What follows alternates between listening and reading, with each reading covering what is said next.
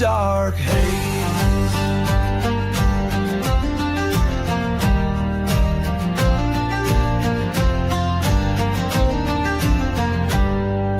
Ladies of the night with eyes of red, vampires in the alleys where good men dread, wolfmen howling beneath the pale moon. But justice is coming and coming soon. From saloons to graveyards where evil sleeps, they walk among us, secrets they keep, nightmare hunters with souls ablaze, cleaning up this town through the dark haze. Cryptids themselves, yet they stand tall against the darkness, answering the call for every lost soul, every whispered prayer. They fight for the light in the midnight air.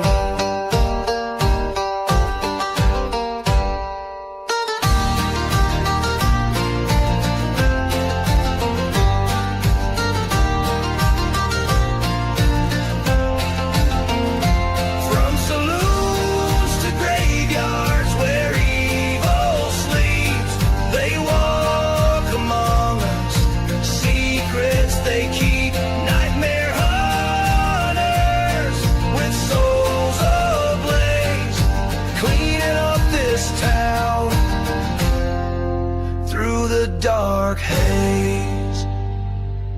The night is young, the hunt begins. For against the darkness where hope never ends.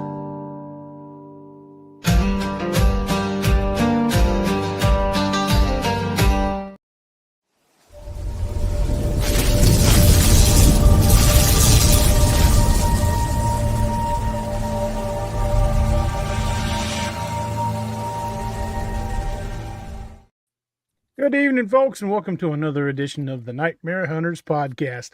You got all four of us in the house tonight. We're really happy that Steve's able to find some time to get back with us. I know he's working like a demon, but it's also awesome to have our brother back with us. And brother, we've missed the hell out of you. I'm glad you're back. Boys, how the hell are you guys doing tonight? Wyatt, Don't everybody talk at once. Robbie's about to point at me. Wyatt, I am rolling. Doc, I didn't know you was back in town. Oh, Johnny, I forgot you were there. You may go now. Leave that shotgun. You know, you pull that on me, and I ain't been back in like 3 months. Yeah. Never told me. Yeah, I could we come only back. get glimpses of you like a cryptid, and like basically we get Steve shots like this. Yeah, seriously. The photos of me are usually blurry. They look better that way. Same here. Robbie, how you been, brother? Tired. It's been a long week for you, I know, brother. But Yeah. You know what? The four idiots are together, and we're going to have a good time, because tonight we're talking about a subject that I think we helped pioneer in the cryptid community, Teddy Roosevelt's relation to cryptids. Zone Echo is far more than just what we originally thought. For those of you who are not new to the channel, those of you who've been with us a while, know we covered this subject about 1.5 years ago, but I knew there was just more to it. So we kept digging. The first reference I found to Zone Echo, I thought alluded to just a section on the map. But the more I tugged at that string, the more things started to unravel. It turns out Zone Echo is a term that's used by the Department of the Interior for the entire sector around the Bowman Valley. Orders were made forcing Google to change the map of the area so the terrain features were no longer available. All you can see is trees when you look at it. And when you look at it long enough, you can see the pattern. They overlaid it with the pattern of something else. Also, Zone Echo, when Department of Interior started taking over, all of the trails that went anywhere near that area were rerouted. Conservation efforts were shifted to other areas. You cannot get a backcountry permit to go in that valley anymore. And the icing on the cake is, if there's nothing to hide there, why is it a drone-free zone? You cannot fly a drone over it. And it's not part of a national park. It's not part of a military installation. It's not part of any government-controlled section of land like national parks or battlefields or anything like that. Yet you still cannot fly drones over it. So there's something far deeper to Zone Echo than we even suggested the last time. There's something deep. And There's nothing to see here, but you can't see it anyway, huh? Right. And you can still go in there, but if you file a backcountry hiking plan, they will not approve it if you say you're going anywhere near that valley. But if you go in there, you've basically got to sneak in, or just not tell anybody where you're going. There's a few places like that out there. I think I've been to one with you knuckleheads. Yeah, we've been to a couple places like that we had to get into by boat. Places we weren't supposed to be in the first damn place, but there we were. Under the dark of night. Yeah. Would disavow your existence if something happens to you. Swallowing bugs and getting crap thrown at us. Finding deer parts in trees. Fish. Hey, The infamous Missouri tree trout. What did y'all get thrown at y'all that night, man? Rocks. It sounded like maybe even sticks. We could just hear them hitting the branches coming through. Because that area, you saw the area, Doc. Even in the dead of winter, that area was so thickly overgrown. Yeah. Whatever was coming, we were hearing it hit branches. And even down there by the boat ramp, there was still a lot of growth whenever we were there. Throwing cobbles and stuff. It sounded like about something bigger than, that I would feel comfortable throwing, but, nothing like ridiculous. It wasn't like cars and and Noah on the parabolic mic, Noah picked up what he described as gibberish. He said, "It sounds like a language, Dad, but it's not anything I've ever heard." So I took one of the headphones and was listening, and it seemed like it was on the other side of the same peninsula we were on, not the cove. The other side of the peninsula, I could hear like, but it was faint. He's like, it was real close just a few minutes ago. So it sounded like Farmer Fran off of Waterboy. Yeah, kind of like that. There's some French Cajuns out there. Is what it was. Hit the pan. They P-road their way all the way up to Table Rock Lake, Missouri. It can happen. That's a long way. I was thinking that'd be a hell of a long way, a bit of rowing. Oh, the Vikings went to Oklahoma. Is it Hot Fuzz? Where what's his name? Simon Pegg. Well, the old man interpreter. Yeah, where David Bradley is speaking Cornish. Yeah. Oh no! What'd you bring the dog for? We don't need the dog. We need him to act as translator. You got a permit for the gun? I got a permit for this one. So this one. Wait, what do you mean for this one? Where do you get all these? Found them. All right, we can derail on that movie all night. That's a great movie. Yeah, it is. We better salvage this before it goes too far afield. Pull up. Mayday, we're going in. But anyway, what brought attention to this valley was the 1889 Bauman incident. In 1889, Teddy Roosevelt released the book The Wilderness Hunter. And though the rest of the book is all factual stories about Teddy hunting and his exploits in the West, this one story goes in there about a mysterious man named given named Bauman, who never came forward, but the story was provided with such unbelievable detail. The amount of detail you would only get from somebody who was there. The valley where it happens is located between the upper Salmon and upper reaches of the Wisdom Rivers. That's up near the Montana-Wyoming border, and that is, well, it's actually pretty near the Absarokas from my last book. But that is also the very definition of woolly-ass backcountry. If you were going to get to that valley, about the only way you're going to get to it is on foot or horseback. Yeah, maybe a really good ATV, but there are no roads. There's no way to just drive up there and have a look. And even the trails that used to go near the edge of that valley have all been either destroyed or rerouted. Which, that right there is enough to make you think. But the victim in the story, Bauman's partner, was never given a name. The story basically depicts that Bauman was a trapper, which Teddy Roosevelt was up there hunting and trapping, but okay. But Bauman was an old German trapper who went up into that valley with his partner, a valley that the Native Americans in the area told him to stay the hell out of. That's something that the tribes in the area avoided because they said it was a dangerous place. There were things up there that you should not mess with, and they warned them not to go. But they did, because the beaver sign was pretty high. They thought they could get a lot of weight in beaver. And beaver pelts were basically currency back then.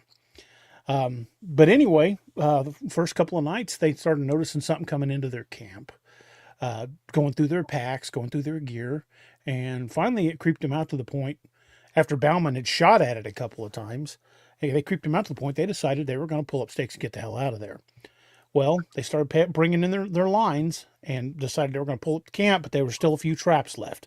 Bauman went to retrieve the last few traps, and by the time he got back to camp, something had already come into camp, killed his partner, leaving massive fang marks on his throat.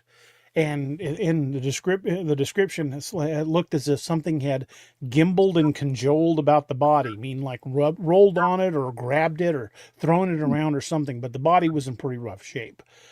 Bauman was so freaked out that he basically dropped everything. And Doc can tell you the kind of equipment that trappers made their livings on back then was not cheap. Doc's done kind of these frontier shows and been done a lot of old combat shooting that style. He's gone to a lot of these meets, and that's how those trappers made their living. And for him to abandon everything and just grab his rifle and run, that's a commitment. That is a big financial commitment. So Bauman gets out, allegedly tells the story to Teddy Roosevelt. But again, the cop and me and the cop and Robbie, we just couldn't let that go. Again, from the amount of detail in the story and the fact that Teddy Roosevelt was not president at that time. He had never been elected to office, but he had political aspirations. So in this book that is an autobiography, except for this one story, and again, as we pointed out, that Bauman never came forward and said, yeah, that's me. It becomes more and more likely that Bauman was Teddy Roosevelt.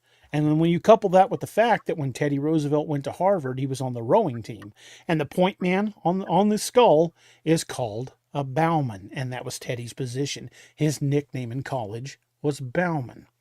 So you add that in, yes, it might just be circumstantial, but it's circumstantial that really makes you go, So when you start looking at all this, it's not a huge leap of the imagination to believe Teddy Roosevelt was Bauman.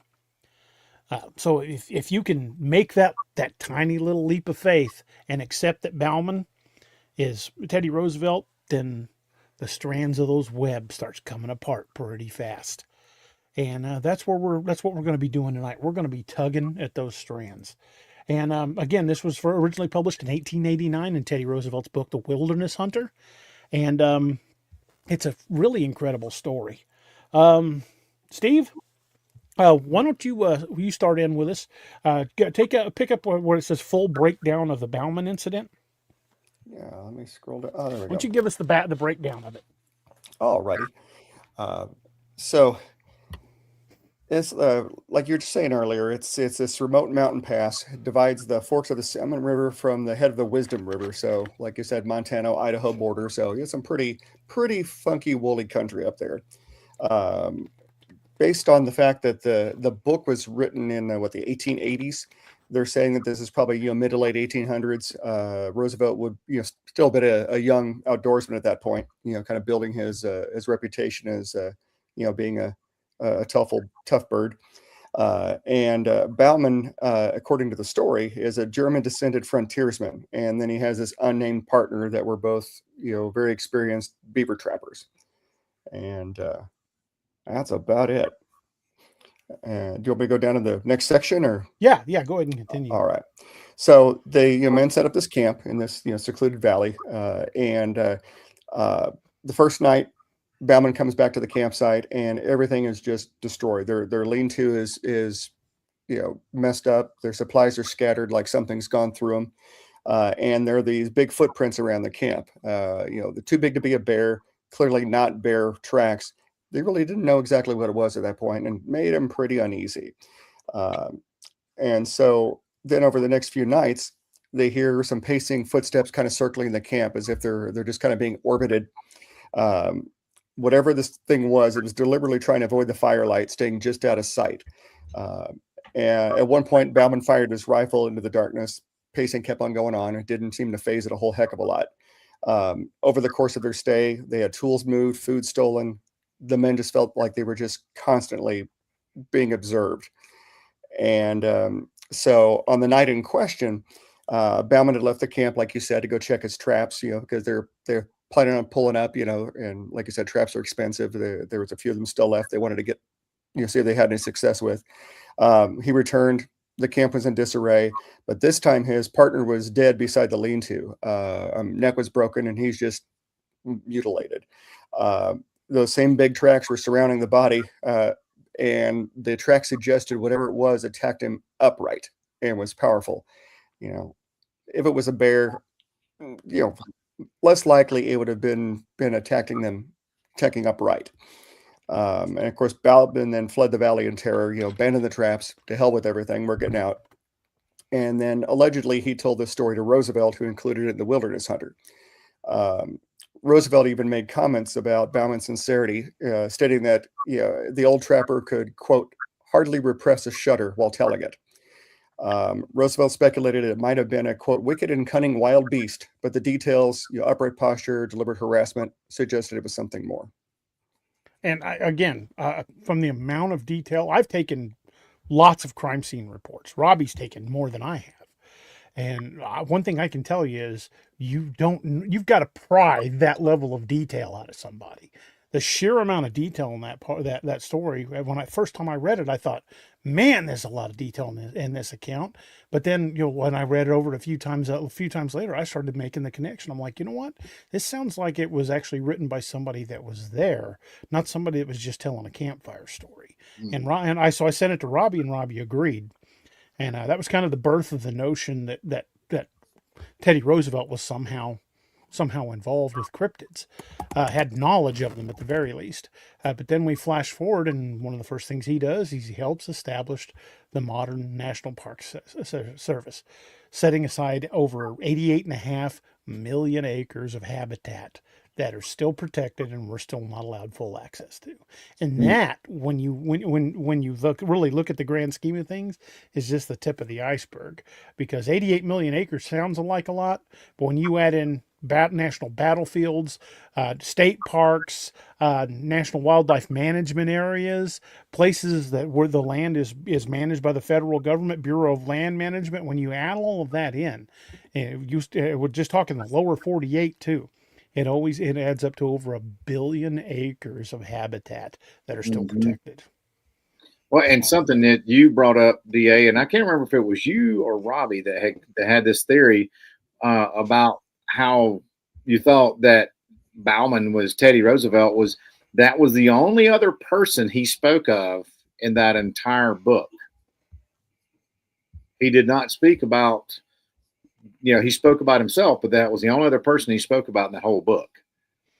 Doc, you want to kind of take us through the cryptid connections to the Bauman story? Yeah. Did you hear what That'd be at what's that? Hello? Okay, I just want to make sure. No, I was just talking about the how he was the only dude he talked about. Yeah, that's the only non-Roosevelt story in that book. Right. Yeah. So suspicious. Yeah, it is. That's kind of weird. If he was going to talk about just one dude, why not 2 or 3 or 4 more? So interesting. So some of the cryptid connections is the how the researchers interpret the Bauman incident as one of the earliest Bigfoot / Sasquatch encounters. Because if you remember, they didn't really start calling them Bigfoot until the late 50s, wasn't it? And so before that, it was called Sasquatch in the Pacific Northwest, or Hairy Man, and that was one of the earliest ones recorded in America for mainstream.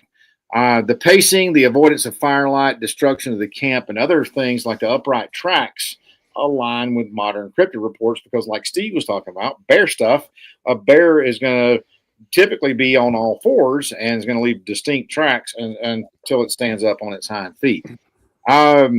His decision to include that story, despite his skepticism, shows that he considered it significant frontier lore, so it held some weight. And that's the power of it. Is when you hold the line up to Roosevelt's public conservation legacy, along with the hidden threads of cryptic lore, everything really shifts big time. Especially like we were just talking about how the Wilderness Hunter included Bauman incident as the only non-autobiographical tale. If he was Bauman, then it means that he himself actually encountered that cryptid up in the Bitterroots. And his reason to disguise that story under another name would make sense because he didn't want to cast aspersions on himself because he was starting to be up and coming in the political realm. As far as his legacy, he created the national parks, like DA was just saying, the forests, the monuments, officially to preserve that wilderness. And what we've been talking about too is if he had firsthand knowledge of cryptids, then these lands could also be where they're contained. So it could be a containment zone. And then one of those things that DA had said first of the show was talking about the Bowman Valley itself, later tied to Zone Echo, fits that pattern of areas that have been quietly restricted or rerouted without public knowledge. So there you go. And then you've got the hoo-hoo connection, which is folkloric name for the Ozarks howler. Robbie, you want to jump in on that? Yeah, Roosevelt's membership in the Concatenated Order of the Hoo-Hoo is a secretive lumberman society, and it also adds another layer to this. Folklore ties the Hoo-Hoo's black cat symbol to the Ozarks howler, suggesting cryptid protection was embedded in its rituals. Roosevelt and Harding's involvement shows that cryptid awareness may have reached the highest levels of government, meaning, and there were two seated presidents that were actually presidents of this order. How this changes Teddy, instead of him just being a conservationist, as most people view him, Roosevelt becomes a cryptid witness, protector, and strategist. His parks and forests aren't just about preserving beauty, they're also about shielding humanity from encounters and shielding cryptids from humanity. The Bauman story, the Hoo-Hoo Society, and the pattern of disappearances all point to Roosevelt as a man who knew the wilderness held secrets too dangerous to ignore. So,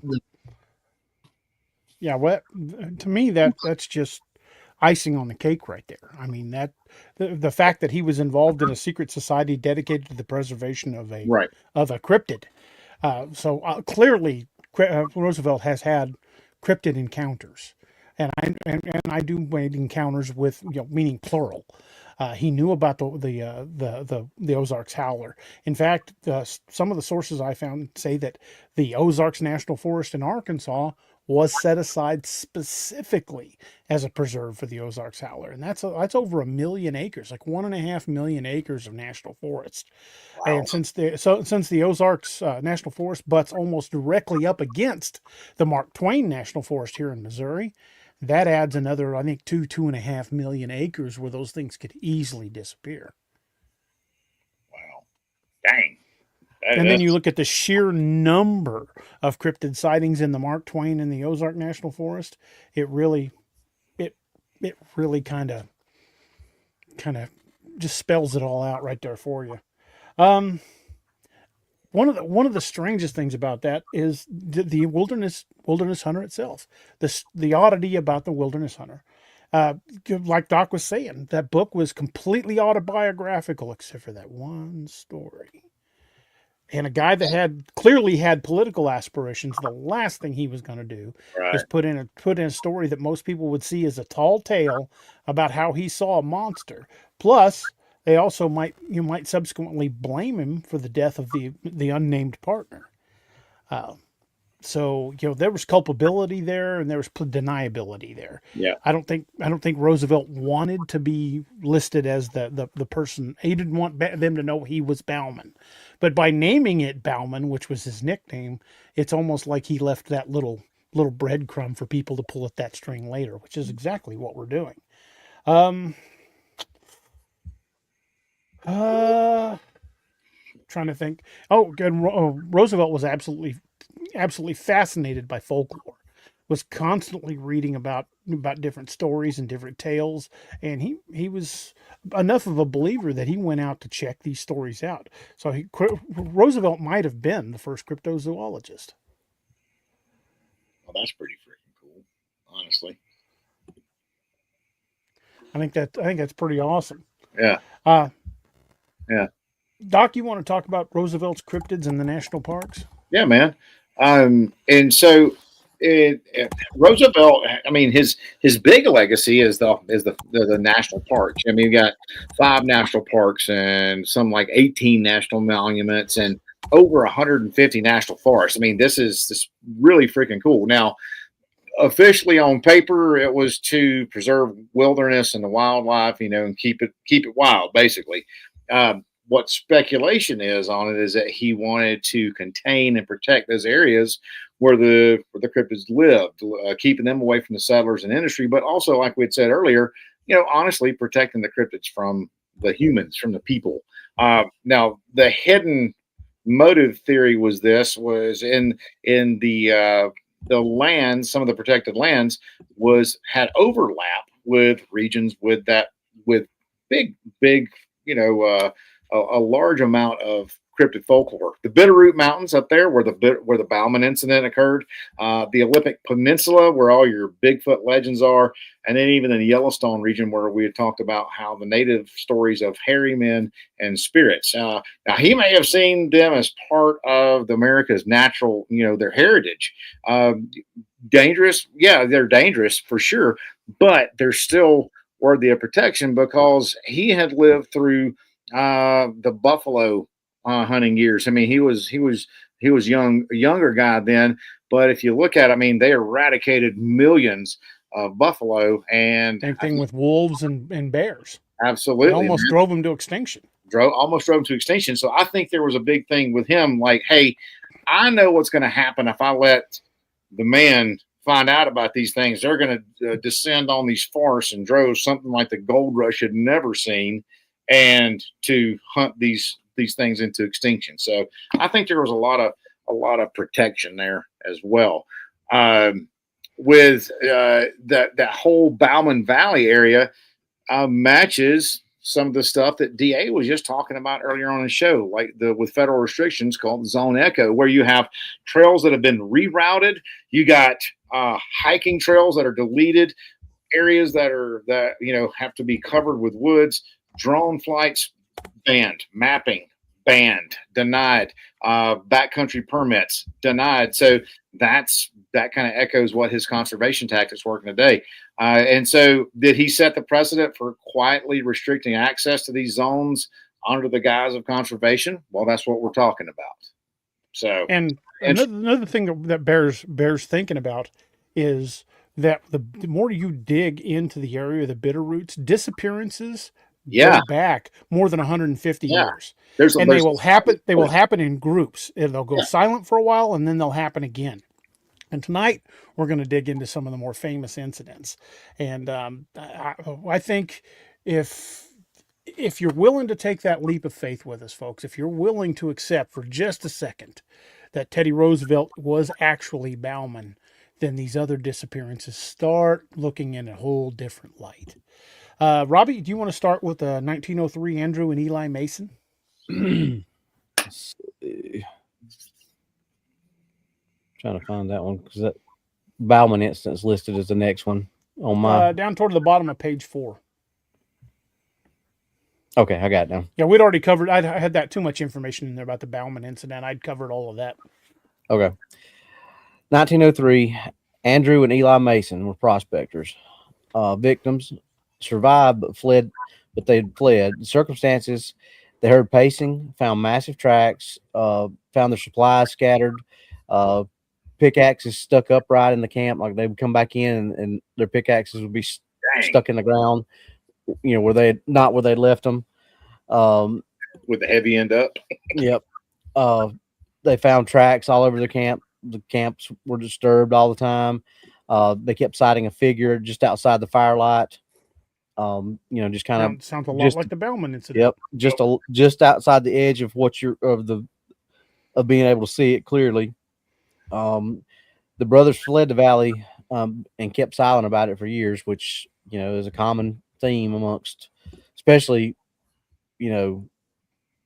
later or earlier on. Not so much now, but back then, you were pegged as being crazy if you had seen some things like this and reported it. Andrew and Eli Mason were brothers and prospectors. They retraced Bauman's route, searching for quartz and gold deposits. On their third night in the valley, they heard pacing but never saw the source. The next morning, they found massive tracks around their camp, and something had scattered their supplies and tools. Nothing was taken, but a pickaxe was found in the middle of the camp, stuck into the ground for them to find. Was that a warning? Maybe so. On the fourth night, the footsteps came closer. Andrew saw it while Eli was sleeping. It was watching them from just outside the firelight and had vanished by the time the sun came up. The brothers fled the valley and didn't talk about the incident to anyone, themselves included, for over a year. So it was so traumatic to them that, they both, experienced it, but they didn't even talk about it to each other. It affected them so bad that they couldn't even talk about it to each other, and they were both there. Which happens, man. PTSD is real. Let's forensically take that little snippet of story apart. Let's forensically take that apart. What are the similarities to the Bauman incident, boys? Harassment, kind of scouting and harassment. Tracks. Pacing just outside scattered. The firelight. Equipment being scattered around and gone through. Out firelight, tools and stuff, like you said, Robbie, being messed with. Things of value being run through but not taken. Yeah, and I would say this: it's almost like that pickaxe found standing up in the middle of the ground, stuck in the ground. That's almost like, honestly, that's like taking a big freaking tree and uprooting that sucker and jamming it down the ground with a root ball up in the air. You know what I mean? To me, that's a pretty bold declaration. This could have been I could have stuck this in you. Right, we're right here. Type of thing. I mean, it's just like those folks that live. Was it close to you, DA, or close to Robbie, where they had trees broken off like 8-10 feet up in the air? That's happens in a lot of places. That's happened here in the Twain. That's kind of like, hey, we're here. So I'd say that's a big freaking warning sign. What else? What else we got besides the stuff like that? I mean, well, the glaring difference is they both survived. Right. I was going to say these guys it's almost like they got a warning. The Bauman incident, his partner didn't get a warning at all. Well, the big thing is they stayed 3 days where Bauman and his partner stayed 4. And Bauman and his partner split up. Yeah. Had they stayed another night, it might have ended up the same way. It could have been, that's right. It could be like the 4th night. Well, if you're still here after all this activity and direct warnings, well, you're gone. I think the mistake that Bauman and his partner made was splitting up. Oh, did you check? Yeah, never split up, man. Yeah, that's horror movie 101 right there. That's horror movie 101. Never split up, dude. Yeah, don't split up and don't run in heels. It happens. I have not been following the comments. You guys seen anything we needed to answer? I haven't been following. I didn't even have the comments up. I've been trying to keep up with our notes, and that didn't work. Obviously, it's all good. You sounded good. You look good. You look good doing it. That's all that matters, man. That's all that matters. You got a fever or something? And it needs more cowbell. I was just thinking that. That's funny. So, again, this has so many eerie similarities to the Bauman incident. yet it was Yeah, 20 dude. some years after. The primary difference being both of these guys survived. But these guys, both being experienced prospectors, wouldn't tell anybody. Like Robbie was saying, they wouldn't even talk about it among themselves for a long time. Yet, Bauman told Teddy Roosevelt. Now, okay, somebody just made a comment on about how it was Don Donaldson about his partner shot at it. So his partner shot at it. Who died? The partner that shot at it. Bauman shot at it. Oh, I Bauman's thought the one that the shot partner it. shot at it. Okay. I think the story said the Bauman took the shot, Okay. but missed. Okay, I couldn't remember if it was Bauman or the partner because I was like, maybe that thing holds a freaking grudge, man. It just might. You know, I'm gonna get one of y'all. I don't know which one of y'all shot at me, but one of y'all going down, son. Yeah. Oh yeah, that's how you want to play it, huh? Yeah. Okay, so what's that now? We've escalated things. Yeah. But like you said, that's a glaring difference anyway. According to the report, the brothers didn't take any shots at it. True. I keep thinking So of that line. it might have Are we just no given longer them friends? the warning. Might have just given them the warning, like you get on out of here, lest things get ugly. Well, Wyatt mentions the Ape Canyon incident. He said, "Look at the Ape Canyon incident." It didn't get violent until they shot at him. Correct. Possibly even killing one, because they said they hit one. And then the valley goes silent for a little bit. No other stories come out for a few years. Steve, you want to tell us about what happened in 1917? Sure thing. So this one's referred to as the Jacob Reed incident. After the victim was Jacob Reed, a timber cruiser, and so basically it was his job to kind of scout out places where would there be a good amount of timber to be had, and kind of staking a claim on it, so to speak. So he went missing while he was doing one of these scouting little episodes. So when they got to where he had last been, his hat was torn apart, his knife was broken, and then the same large footprints. No blood, no body. Of course, at that point, the logging crew that was supposed to come in there, kind of glanced at the watch and decided it was time to get out of there. And the company immediately canceled their operations in that area, even though it was, good timber country. The way the story spells out, it says the logging crew sent timber cruisers into the valley to look for good stands of timber to cut. Jacob Reed went missing, and the others searched for him for hours, shouting, firing gunshots in the air, even climbing trees to try to see him. The only thing they found was at the base of a rocky outcropping. Harold Dunn, one of the loggers, found Reed's hat torn apart, along with his knife, which was broken. No blood, no sign of a body, no sign of a struggle. Just large footprints leaving the area. And at that point, they fled the valley, canceled the job, and stopped all attempts to clear the valley.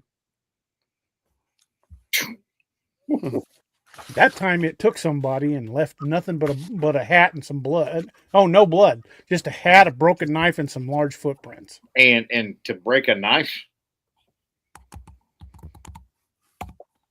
Yeah, granted, you can go to Walmart and buy a cheap knife and snap the blade pretty easy, but back then, those knives were hand forged. Those weren't cheap steel. That was something that timber cruisers and people that lived by their wits out in the wild like that. They needed a good quality knife, and those knives were very rugged, high carbon pieces of steel that you could do everything from chop down trees to skin a buck with. Yeah. That was the multi tool of the day. So, yeah. For it to be snapped took some doing. Yeah. And ripping a hat up too. I mean, those hats were fur felt, and that stuff is not easy to rip, man. It really isn't. Whew, that's scary. Lord. Jeff Yarrington says he probably broke it off in something, or broke it off trying to get it into something. Correct. It might have like smashed it on a rock, or Yeah. just grabbed it but whatever did it, it took a lot of strength to do it. Yeah. That's some scary stuff, dude. What do you guys think? Think about that one. I mean, I don't blame the logging company. I mean, that's not only they lose a guy, but that's a huge liability. I mean, your crew's not going to stick around if people start getting picked off. Yeah, they're gonna be like, yeah. And apparently, what they found convinced them enough that they're like, I think that's telling too. This ain't it.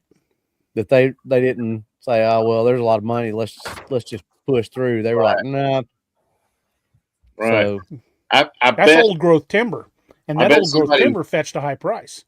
Yeah, and I bet somebody saw them big prints and was like, you know what? We don't need to be here. There's something way bigger than us out here, and we're not top of the food chain. You know? They took one look at them big footprints, and the resident doc hopped in his Jeep Grand Cherokee and said, "Get in, boys, or you're staying here." See you later, Robbie. What time is it? about half past time to get the hell out of here. Damn They right. hit the edge of that valley doing mock Jesus like Doc driving past the city of the dolls. Screw those dolls. Oh. Nope. When your rental caps out at a speed of Mach F. Huh? I hope they don't download that data because they had some interesting shit to look at. That's for sure. I loved what Doc was asking the guy. Like, so hypothetically, if a big rock were to come out of the sky and smash into this, is it covered by the insurance? Dude, I mean, I had to, and he's like, what? I said, no, just hypothetically speaking. I just wanted Let's to say a know. meteor hits the car. Yeah, I said, let's say a meteor from outer space punches through the hood, busts the engine up, destroys the vehicle, busts all the windows out, flats the tires. Am I good? And he's like, yeah. Drops a tree on it or something. All right. He's like, yeah, you're good. I was like, all right. So, and then if they'd have been downloading the data, I'd been like, hey, come here and look at this, man. Did you know this thing could do that? I had no idea. Doc inadvertently created the cryptid clause in rental insurance. Yeah, exactly. Was that Travis Pastrana driving that thing? Vehicle Yeah. one performs a split S. How'd it do that? They got a scratch on it. Match it. The sensors at one point registered all 4 tires off the ground. Who knows? You know, who knows? Don't judge me. His eyes was across, fell down a well. His eyes was across. Got kicked in the head with a mule. They go back straight. I don't know. I don't know. Hmm. All right. Good Lord. Whew. Robbie, you want to take the next section? Dr. Williams or Dr. Yep. Lauren, excuse me. Yeah. This took place in the 1920s. Dr. William Lauren, a researcher, he survived but abandoned his research. So apparently after this, he no longer wished to be a researcher in the wilds of the United States. Circumstances, he was out collecting dozens of local stories of missing hunters and hikers. I would love to have got his collection of stories. Yeah. Evidence he had multiple oral accounts of disappearances.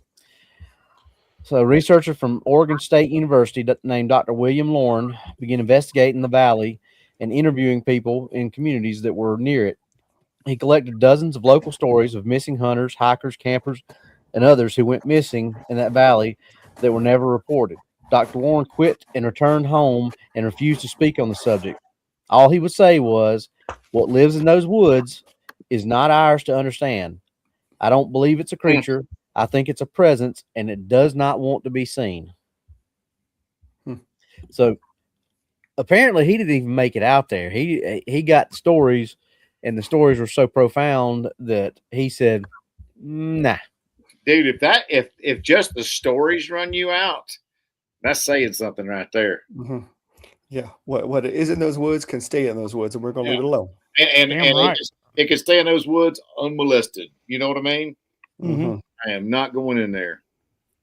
So apparently this guy collected dozens of stories that we don't even know about, stories that were not reported. So that means the number of people who've gone missing in the Bitterroot Mountains near the Upper Salmon River, we have no idea how many there are, but there are a lot. Wow. The next big one, Came from 1942 from a guy named Samuel Colby Moss. He was a CCC worker. My dad was a CCC worker, Civilian Conservation Corps. During the Great Depression, the CCC Corps was created to give jobs to people so they could send money home to their families. My dad spent 8 years as part of the CCC Corps back in the 1930s up in Oregon helping fight forest fires, I and he remember would reading send his about that. he would send his paycheck home to help raise his family, raise his siblings, because dad wasn't married at the time. Dad quit school in the 8th grade and joined the CCC Corps to help feed the family during the Great Depression. So dad never went back and finished school. He had an 8th grade education, but he was still one of those guys that could fix anything. He was self-taught, and he was just one of those guys that that old tougher and boot leather generation that came up during the Depression, that you didn't throw something away, you fixed it. And that was Dad in a nutshell. But Dad was in the CCC Corps, and I tell you, the kind of people that were in the CCC Corps, that was a no quit generation, because failure meant your family didn't eat, and so failure wasn't an option. So Samuel Colby Moss was helping clear trails after landslides in that area. They were in near the valley, not actually in the valley, but they were near the valley with the Wisdom and Upper Salmon rivers. They were clearing trails and debris from this landslide, and he got separated from the group and vanished. No struggle, nothing. In the aftermath, the crew of that CCC group quit their jobs, fled, and vowed never to return to that valley. They came in to clear the old trails that had been covered by a landslide again, trails that went through the edge of the valley. They were just on the very edge of that valley. 3 men went out into the valley, but only 2 came out again. Samuel Colby Moss was only 50 yards ahead of the other 2 men when they lost sight of him. He went around a slight bend in the trail and was never seen again. Oh, After searching for him for hours, the other 2 fled the valley, quit their jobs, and refused to ever set foot in that valley again. I don't know what they saw, but they never told. that's great. So there's another case. A man just disappeared like smoke. And does this one not sound hauntingly like some of the missing 411? He just got ahead of us, just went around the corner of the trail and Yeah, gone. yeah. I mean, and with no trace, like whatsoever. I think that the 2 survivors saw something, but they wouldn't say what they saw. Because if they just found nothing, he was just gone, what would terrify them that much to make them flee the valley and quit their jobs? Correct. They had to just think maybe a bear got him and dragged him off, but they found nothing, and Correct. that's all they reported. So I firmly think they saw something that scared them so bad they never wanted to go back. Right, and also if you're 3 buddies hiking in the woods and one of y'all disappears, what are the other 2 going to do? Typically, they're going to look for you. They're not gonna sit there and unask the AO. You know what I mean? And just sorry, buddy, sorry, DA, fend for yourself. Me and Robbie are out of here. You know. But like you said earlier, this it's not like I'll just find another job, but no big deal. That was a time when jobs meant a lot during that time, and if you got one, you kept it. Yeah. Yeah, so that, to me, that just confirms they saw something that scared the living crap out of them. They just wouldn't say. Yeah, because they're not just going to leave their buddy there for whatever, for the buzzards, and just bolt. Right. Unless something is literally running them out of there. Let's think about that. I think they not only saw something, I think they were chased out of that valley. Yeah, I think they were under duress whenever they came out. And not wanting to sound crazy, they probably just said, he's gone, we're not going back. And how unnerving would that be for him to be just 50 yards ahead? I mean, right. Go around a bend in the trail and lose sight of him. He's gone. He's gone. I That mean, close. Robert, Korsberg says those men were affected in a way they could that they could verbalize it. Yeah. Hey, Thank we you, got some Bobby. new sponsors to the channel. Thank you, guys. Bobby gifting Thanks, five. Thank you, Bobby. Really appreciate that, man. And congratulations to everybody that was gifted a membership. Thank you guys so much. But again, the way that disappeared just lines up exactly with a lot of the missing 411 cases. Yeah. And in some of the missing 411s, they weren't even 50 yards. They were a few yards ahead, rounded a bend in the corner, and were never seen again. A corner of the trail, rounded a bend in the trail, and were never seen again. I mean, that leads to a lot of what we've talked about, all four of us on the show, is not just how big these creatures are, but how quiet and stealthy they can be moving through a heavily forested area. How is something that big that stealthy? You know what I mean? Well, dude, I was up in I can't remember the name of the park.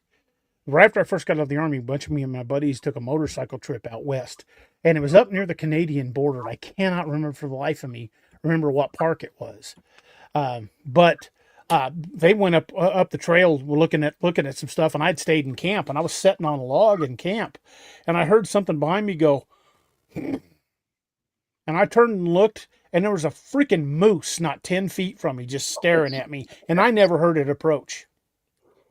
And a moose is the size of a horse for some people. Yeah, bigger. It's bigger than a horse. Well, just think about it. deer. It walked up right behind me, and I'd never heard it. Didn't hear a sound. How many times have you been in a deer stand and looking around, and you look over here, and by the time you get your head back, there's a deer there, and you never heard it come up? Where the heck did that come from? I mean, granted, deer aren't as big as that, but you still got 150, 200-pound buck. I mean, you would think, especially moving through leaf litter like that, you'd hear it. But and that's the funny thing is, if you're in your stand and it comes like from your left or your right from behind you, you don't hear it. Even still, you see it. You're like, because you track your movement out of your peripheral, and you're like, holy crap, how did that thing get there? And it's literally 20 feet under. I've got a trail cam photo from a buddy of mine somewhere. I'd have to find it and I'll send it to you guys. But he had a trail cam on a food plot, and there's a picture of him kneeling down, checking the corn and putting stuff down. And there's a deer not 2 feet behind him, looking over his shoulder to see what he's putting on the ground. He said when he looked at the pictures later, he was like, "Son of a, it was right behind me." The deer's all like, "Is that for me? Is that mine? That looks tasty." You bring the good stuff this time. Oh, Wyatt's warning us. We got 2 minutes. Yeah, we're going to take a quick break here to pay the bills. So folks, hang with us. If you want to top off your drinks or grab a refresher, or we may take a quick pause for the cause. Now is the perfect time to do that, because as Race is fond of saying, we got to take a quick break and pay some bills. So we will be right back with y'all in just a couple minutes.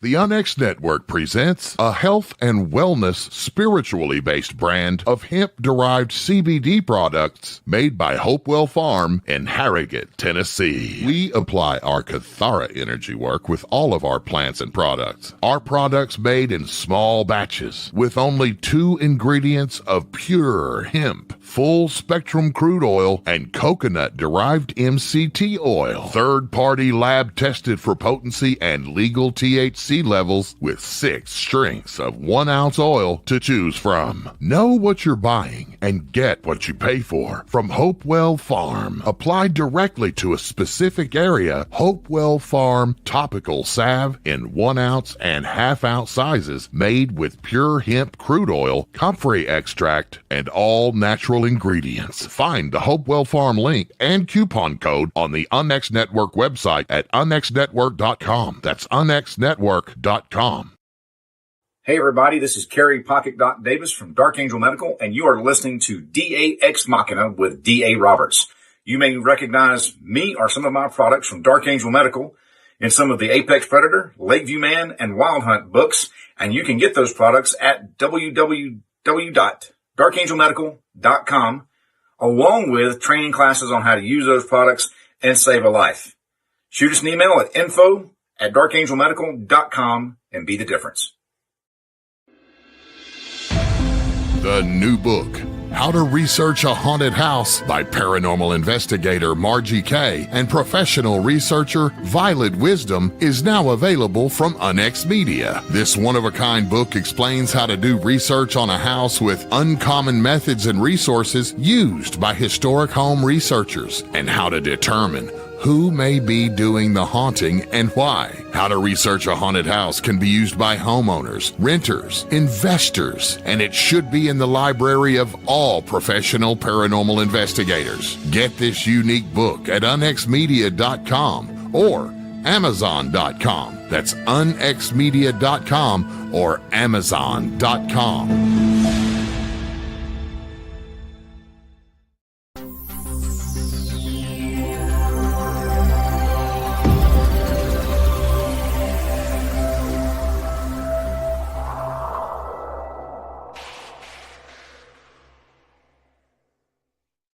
And folks, we are back. Welcome back to the Nightmare Hunters podcast, where you've got four idiots without any waiting. So we are going to jump right back into this. Who wants to take the next segment? I'll do it. All right, Robert, all yours, brother. We're jumping forward to 1997. Charles Wilburn, a wildlife biologist. The victim's name was Charles Wilburn. Circumstances: solo camping trip. GPS beacon stopped pinging. The evidence was the camp was intact. There was a notebook with a chilling line written in it when it was found. It's been watching me since morning, upright, and it doesn't flinch. There was an 11-day search with drones, helicopters, volunteers. Thermal drone captured a human-sized figure, invisible to the naked eye. Footage later lost in a server crash. How convenient. The aftermath, the case was closed as animal encounter, and he is presumed deceased. Charles Wilburn, a 52-year-old retired wildlife biologist from Boise, Idaho, took a solo camping and hiking trip into the Montana backcountry. He was writing and researching a book on predator behavior, specifically about how apex predators like wolves, bears, and mountain lions respond to long-term human absence. He'd filed a hiking permit, planned his route, and shared it with authorities, and carried a GPS beacon that pinged his location every 12 hours. It was a routine trip, or so he thought. In the evening of day 3 of his expedition, his GPS failed to check in. Authorities assumed that it was a terrain interference, but after the second ping failed to check in, they started to grow concerned and sent in a team. His last known location was right at the edge of the valley. When the search and rescue arrived, they found his campsite was fully intact. The tent was still up. His pack and gear were inside. His food was hung properly from a nearby tree, and the campfire was cold, and there was no sign of a struggle. Only one thing stood out. His notebook was lying open on the ground with a half page written. The last line was chilling. It read, "It's been watching me since morning, upright, and it doesn't flinch." An 11-day search was conducted using drones, dogs, helicopters, and even 70 volunteers. On day 9, a thermal drone picked up a heat signature near the ridge trail, one of the few trails that went deeper into the valley. There was a human-sized figure standing still in the open brush. Minutes later, a chopper arrived on scene. There was nothing there. The thermal drone still showed the figure, but they couldn't see it with their eyes. Then it simply faded out and was never seen again. Some thought it was just a glitch, while others weren't so sure. However, the story was silenced and nothing was given to the press. The search was simply called off. The official report filed by the Rangers was Wilburn, Charles, presumed deceased, most likely killed in an animal encounter. The case was closed, and all footage taken by drones and helicopters were accidentally deleted in a server crash that somehow wiped out the hard drives. The drones built in and backup and the drone's built in and backup servers. Wow. Okay. Yeah. Yeah, accidentally deleted all of those at the same time. Sure. So what did they really pick up? Accidentally deleted them with a hammer. Bleach. Yeah. Big ass magnet. Yeah. I mean, what did they see? What everybody had said they had seen. Well, I And think probably that's what he more. wrote about.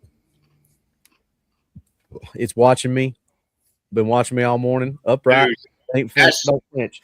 that's a hell of a creepy last entry into a journal, man. You know what I mean? Seriously. If that doesn't say it, I don't know what does. Yeah. And so clearly he knew what took him Yep.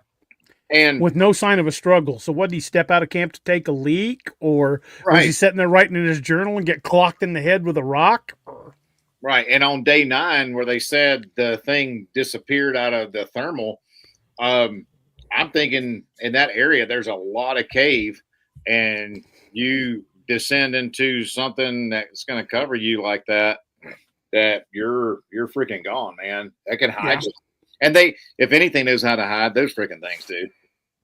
What if it wasn't standing? Because some of those early, like, this was back in the, it was back in the 90s. So, thermal imagery was a little tough to read. And hell, it's even still a little tough to read at times. But what if it wasn't the figure of somebody standing? What if it was the leftover body heat of where a body had laid? Could have been.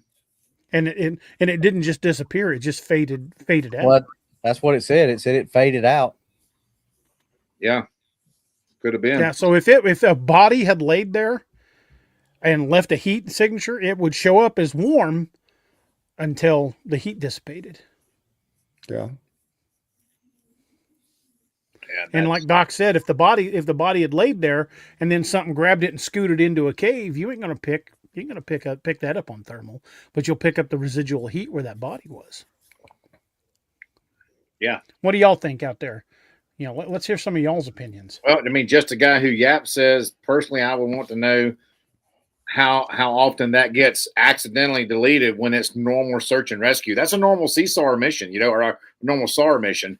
And that's at least 3 sources that all got deleted. Right. And he said it'd be certainly good to research to further solidify the BS that's being fed, that we're fed.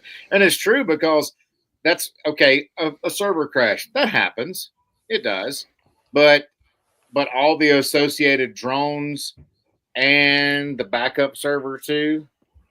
Right. The archive data and the raw data. Yeah, that's all gone. That's a really bad malicious file coming in, right? Yeah, that reeks of cover up.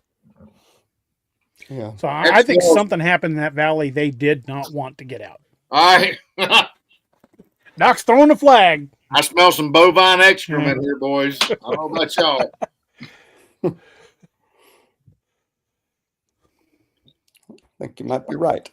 Yeah. So, Doc, Steve, you guys are more skilled in the medical arts.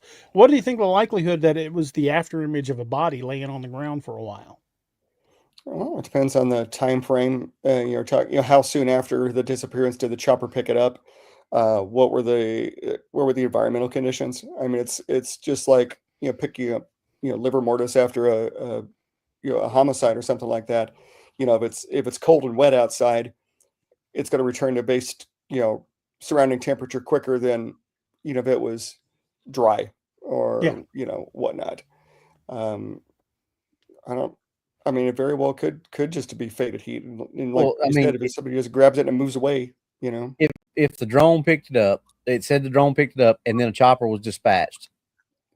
Which means the chopper was picking it up too, but they couldn't visually see it. And it winked out, so that they don't give the time frames of how long from the time the drone picked it up to the chopper got there, and how long the chopper was able to pick it up before it faded out. So, Robert, yes, that valley is restricted. If you view it with Google Maps, all you get is just trees. I mean, you get no terrain features, nothing. And if you look at it, you can kind of spot the pattern on where they've overlaid other sections of trees over that particular valley. Yeah, I've hunted it up on Google a few times, and it's now considered what they call zone echo. You can't backcountry permit into it, and you can't fly drones over it. so Robbie, to that end of what you're saying, as far as the you're talking about what you're talking about as a time lag, right? The sandwich time between the time the drone picked it up Right. till the time the chopper got there, picked it up, and it faded out. Right. It doesn't give a clear timeline, but apparently the drone was still picking it up the whole time, waiting for the chopper to get there. Okay, because like Steve said, I mean, if it were body heat, it's what you're going to see with body heat from somebody that has deceased, or if it's something that was there and left body heat residual, you're going to see a slow dissipation of it. You're not going to see, hey, here's a big white hot outline or a white hot blob, and all of a sudden she's gone. It's going to go from white hot to gray to black, to extreme cold if you're talking white hot, or vice versa if you're talking black hot. So yeah, I mean, it's not just going to blink out like a freaking light switch was hit. Right. And, and the drone was on station the whole time waiting for the chopper to come in. You'd think it would, if it was just physically up and move someplace. And, I mean, if, let's say there was pretty good correlation and the chopper, got right on it. Even the wash of the chopper coming on station, if it was heat, it would disperse it quicker because you've now chilled the area. Yeah. There's a hell of a downdraft from a bird. Yeah, you cooled it down significantly, man. That could explain why it just faded out. Yeah. Just a guy, yes, I did try both Google Maps and Google Earth. Or if it's residual heat on a layer of leaves, and suddenly that layer of leaves ain't there. Yeah, scatters the your layer. hot spot. Good point. Yeah. Yeah. Yep. So, but beyond that has all the makings of the missing 411 case, even though this is not part of a national park. It really does. It really does, man. I mean, because that dude was gone like a fart in the wind. Yeah, the Bitterroots aren't part of a national park, so why is it Zone Echo? Other than that's the tie from the Bauman incident itself. What's the tie? Maybe that's why it's Zone Echo. It's not it because none of these other places we've ever talked about has a designation like that that we know of. Yeah, well, that we've been able to find, but that's what I'm saying. Maybe that's why it is because it's an outlier. I like that. That's a good theory. For sure. Well, and depending on when these designations were assigned, I mean, let's go down the rabbit hole. Let's say, this is all something set up by Roosevelt. He's going to put a little bit more priority on the site of his own event than these other locations where random Americans had encounters. So, boys, that also begs the question: if that's Zone Echo, where's zones Alpha, Bravo, Charlie, Delta? Foxtrot, Golf, Hotel, India, Juliet, Kilo. Yeah. However many there are. But I guarantee with Zone Echo, that at least indicates the presence of Alpha, Bravo, Delta. Alpha, Bravo, Charlie, Delta. Dude, you can bet a shiny new penny. Well, wait, they don't make pennies no more. You can bet something shiny and new that if there's a Zone freaking Echo, then there's a Delta and a Foxtrot and others in front of behind that. You know what I mean? I wonder where those other zones are and where are they? I guarantee you, we ain't gonna know. Unless Zone Echo just happens to coincide with something, Echo meaning this is something that's significant that happened that we don't know about, and they just designated it Zone Echo. That's the only way that there would not be a Adam through Foxtrot. But Echo would be Echo's like grabbing a name out of nowhere. I mean, maybe they're saying this is Zone Alpha. This is Enigma. This is Enigma. Exactly. Enigma, Zone Echo. This is an outlier. It only happens here, so we're going to call it Zone Echo instead of calling it, I'm just throwing out there for devil's advocate. That's a very viable line of thought. I mean, that is something that we definitely have to consider. But to me, it's just too tantalizing to not think that there are other zones out there. But it could be that's the reason that they went zone echo, is to make us think that, because there's something so bad that happened at this place that it only has a designation, and people don't focus on that, because there is a lot. Because, like, how many stories did you say he found that are not reported? So maybe there's just something so bad attached to this place that they did that and think, okay, well, we call it zone echo, then people are going to think that there's, alpha through Zulu, right? And they're not going to focus on. They're not going to focus on this place so much because they think there's more in front and behind it. That's perfect subterfuge right there, man. It really is. Also, you have to have one little chink in that armor is I was not meant to find zone echo. I stumbled across references to zone echo. They were not easy to find. Huh. So you're not going to... Zone echo came up in a side search when I was researching one of these stories. When I started pulling that thread, that's when I started discovering a lot more disappearances in that valley. But zone echo was a rabbit hole in and of itself. It just popped up about classified searches relating to zone echo when I started researching that valley. And I'm like, what the fuck is zone echo? Zone echo? And that's where zone echo came in. Long Queen's got a good point. Maybe the other regions are on, say, military bases, so we don't have access to them. Maybe. Well, the same thing would be in national parks. There's entire areas of national parks we don't have access to. That's true. Yeah, that's what I'm saying. What are we talking about, Robbie? Not only you mentioned it in your book, but there was that whole series of videos on those chain-linked off areas out in the Smoky Mountains. What the hell are those? Well, and that's why I'm saying maybe that's why this was called zone, instead of calling it zone alpha, zone echo, because it's an outlier. It's an enigma. It's outside the national parks where, obviously there are encounters outside national parks, but not to this caliber, not to this. Right. You know what I'm saying? So maybe that's why this is given a name. It may be what Long Queen said. Maybe I don't know. There may be alpha through Zulu. Who knows? I'm just saying, maybe that's a reason that it's called zone echo, is because I think that's a great point, that could be why it's called zone echo. Yeah. But I'm still tantalized by the fact that I stumbled on the reference to zone echo. That was not stuck on that as part of the research. That was something that I found in conjunction with the initial research. Which lends credence to the theory that Robbie just put out that, hey, if there's a zone echo, don't look at this hand, look at this hand. Maybe there's all these other hands around there that are there. And they could have looked at it as like, well, somebody's going to figure out something here. Somebody's going to pull this thread and something's going to come out. So we got to call it something. But if they do find it, we want to make sure that it's so confusing that, they get spun out in this little thing of, where all these other places at? And they don't focus so much on zone echoes. They focus on alpha through Zulu and trying to, like I said, just devil's advocate throwing that out there.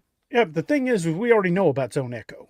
We're finding all these disappearances. We're finding a lot of historical archive data about things that have gone missing in and around that valley, and even found evidence that they have deliberately made it a no-fly zone for drones and eradicated trails leading into it. But again, I keep going back to the fact that I was not meant to find that zone echo reference. Oh man, and there's so many disappearances in here that you put in here. Good, and we haven't even got all of them. We're still got a few to go. Yeah, Michael X 7813 hit on something. When Dick Bershako came up with the idea to call DevGru SEAL Team 6, he wanted to create the idea there was at least 6 of them. That's exactly where I got that from. There was an Army unit. I remember watching a Fat Electrician video about it, and they were calling it like the 12th Brigade, something or other, and they were the only one. It was like when the first Army... when Marcinko formed SEAL Team 6, there were only 3 other teams. There was Team 1, 2, and 3. And he designated them SEAL Team 6 because, like you said, Steve, he wanted people to think there was 4 or 5 more of them. 4 and 5, yeah. Right. But there weren't. There was only in reality, there are only 4 teams. There's 1, 2, 3, and 6.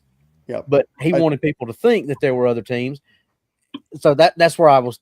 That when all that stuff happened, that's where my mind was going with that. Was like, well, they've done it for stuff like that. Why not do it for stuff like this? Yeah, I think the first sheet of Rangers was the one that was, they call them like the 12th brigade, 12th something, and they're like, there was no 1 through 11. They just want to make it look like there was a lot more of them. And I agree, that's a very likely possibility. But I just, the conspiracy nut in me wants to believe there's zones Alpha, Bravo, Charlie, Delta. That's the thing about it, DA. It's a conspiracy no matter how you cut it. It's just, are they doing what they wanted to do by making you key in on, well, I wasn't supposed to find that. There's got to be more, and having the desired effect that they're wanting by having us think, well, there's got to be more, and not focus on this one because it's this, or are there really that many more? And you know what I'm saying? It's 6 1, half dozen other. Who knows what the real reason is? And either way, it's a conspiracy. Either way you cut it. I have such an ache in my cerebral region.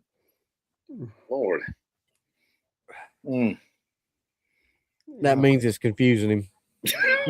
No, I mean, but you bring up a good point. I mean, is it that straightforward? Is it, it's almost like Occam's razor, right? The simplest it's like everything's right here in front of you.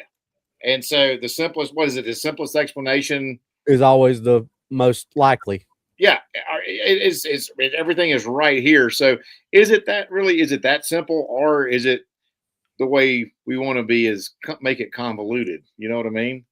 I don't know, man. And if it is like what I said, they're gonna play into the fact that people are gonna be like us and think, oh, well, we got to dig in and find what these others are. Well, and I will say this: the fact that, like you said, don't watch this. Don't watch this over here. Right. Well, and like a distraction. And we're not, and none of us are, that tech ignorant. For the main servers to crash, the backup servers to crash, and then independent equipment, their own hard drives be wiped clean, and their backup.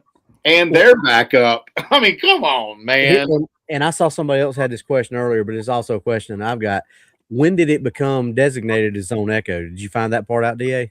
No, I'm when I start pulling that string, I just go farther down the rabbit hole. I get because I follow this link and that link and that link, and it leads me back to where I started, and I'm spinning my wheels. But that would the be first official reference I had was under a website from the Department of the Interior talking about that would be area. telling too, is when it was actually designated Zone Echo.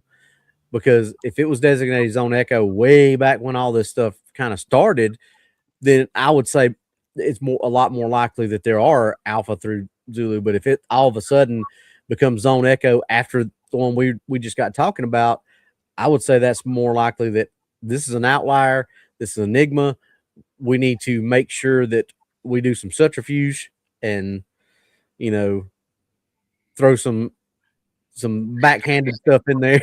Man, we could keep doing like a weenie dog and just keep digging and digging and digging, Well, I've just been doing a little digging while we were talking about this. And this says, and granted, I'm using an AI to help me do research online. I do this a lot. I have it pull sources for me. I'm not having the AI make shit up. I'm having it do my pull websites and pull segments from websites. It's just a fast way to do research. But this says Zone Echo is referenced in cryptid paranormal circles as part of a broader framework of anomalous zones, not just a bureaucratic acronym. It's tied to the Bauman Incident Valley in the Bitterroots, but researchers often frame it as one of several zones where unexplained phenomena cluster. So do you think it could be a particular zone in particular national parks? It's not in a national park. Well, okay, so this could be a Zone Echo. It's well outside any national park. This is a Zone Echo in this region. This is Zone Echo over here. So if it's had some kind of weird crap happen, do you think they designate areas where weird crap happens as a zone echo in that region? because it's an enigma and it's an outlier and it doesn't happen Correct. inside the national parks. Correct. The zone system. Zone Cool. Alpha designates the origin zone, often tied to the first sighting or primal wilderness encounters. Zone Bravo is the conflict zone, where violent or aggressive cryptid activity is reported. Zone Charlie, trickster territory, associated with disorientation, mimicry, and strange lights. Zone Delta, the lost zone, linked to disappearances and abandoned camps.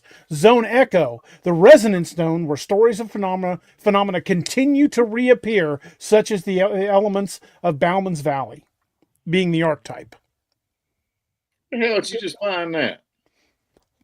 Pulling research, bud. That's pretty cool, man. No, but that hits the nail right on the head.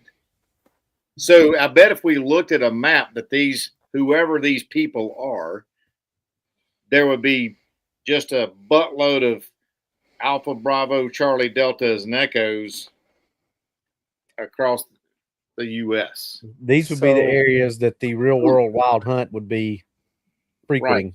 Okay, Well, so Nick had a good question. Is there any fire lookout towers stationed on the edge of those grounds?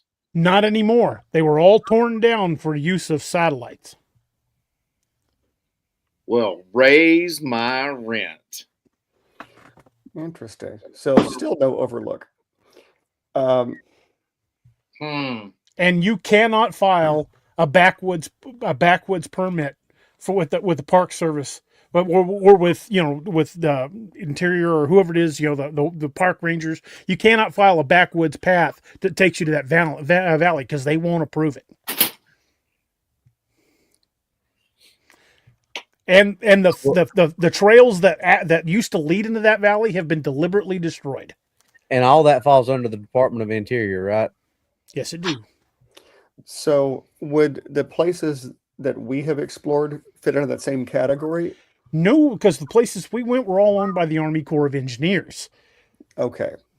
So that's a Gotcha. different animal, and we would be dealing with the military, Right. not with the Department of the Interior. They would roll up to the Department of Defense. Right. Okay. I was just thinking, it's like, okay, well, they've diverted the trails. They've been bulldozed off.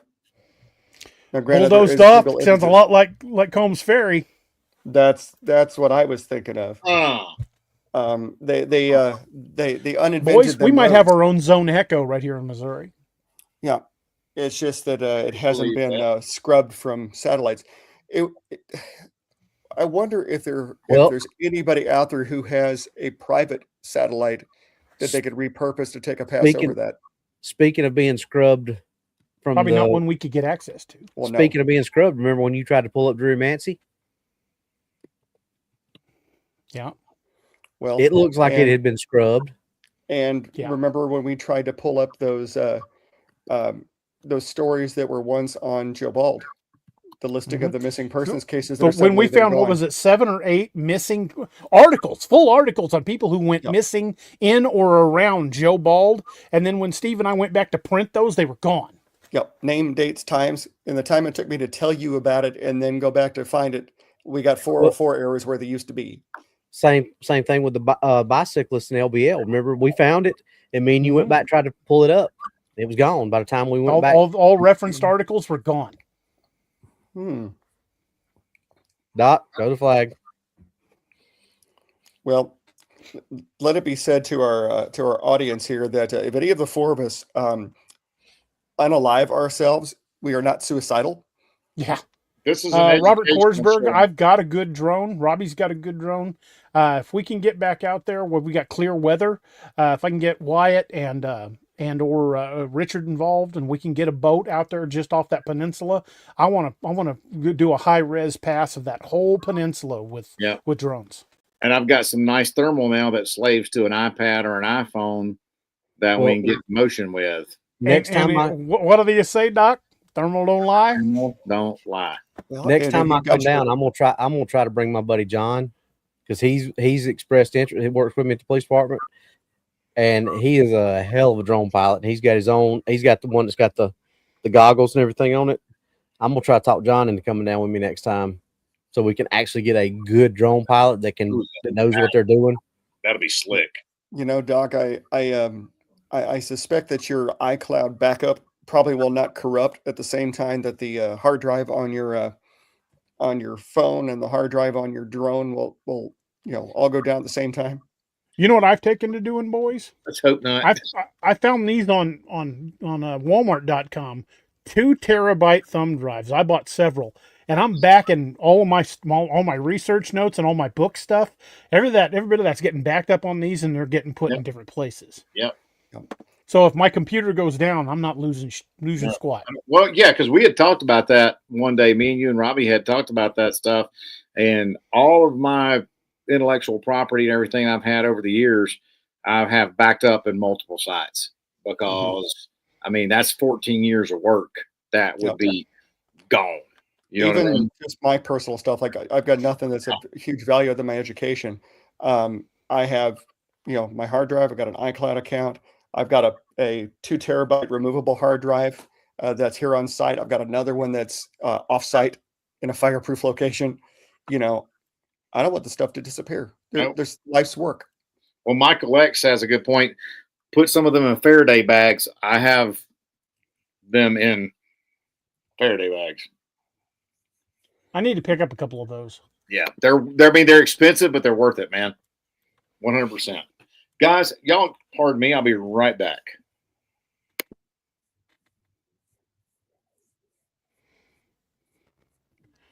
What do you think of that, boys? Well, I told you it was either one or the other. Curiouser and curiouser. I tell you, the more we tug at this, the weirder it gets. Steve, you want to pick up the next one? Starting in 2008. It's funny. You were saying the more you tug at this, the more it just kind of unravels. But it's like now it's like one of those old magician tricks. The more you tug at it, all of a sudden you're pulling scarves and boxer shorts, and Well, at this point, it's almost harder to believe that Roosevelt wasn't Bauman. True. Well, the next one we got going on here is flash forwards up to 2008. So we're getting pretty close to our own little digital age here. Kyle and Mason Devereaux, they were teen hikers. Now, in this case, the victims survived. They had heard heavy breathing in the valley. Afterwards, Mason refused to enter the woods for a decade, claiming he still heard the breathing near the house. 2 teenage brothers, Kyle and Mason Devereaux, went hiking into the area. They were experienced hikers and they knew the woods in the area, but they'd never gone into the valley before. Kyle would later tell his father that they heard something in that valley, not footsteps. It was like heavy breathing coming from somewhere in the trees. They never saw anything. Afterwards, Mason refused to go back into the woods for more than a decade, stating he would still hear the breathing sometimes coming from the woods near their house. It followed them home. And how many Bigfoot encounters we've heard from researchers, like, I went out to this area and I saw something, and then later it showed up at my house. There's lots of stories like that. Oh, yeah. And there's a lot of critters that do that. There was a story I read recently.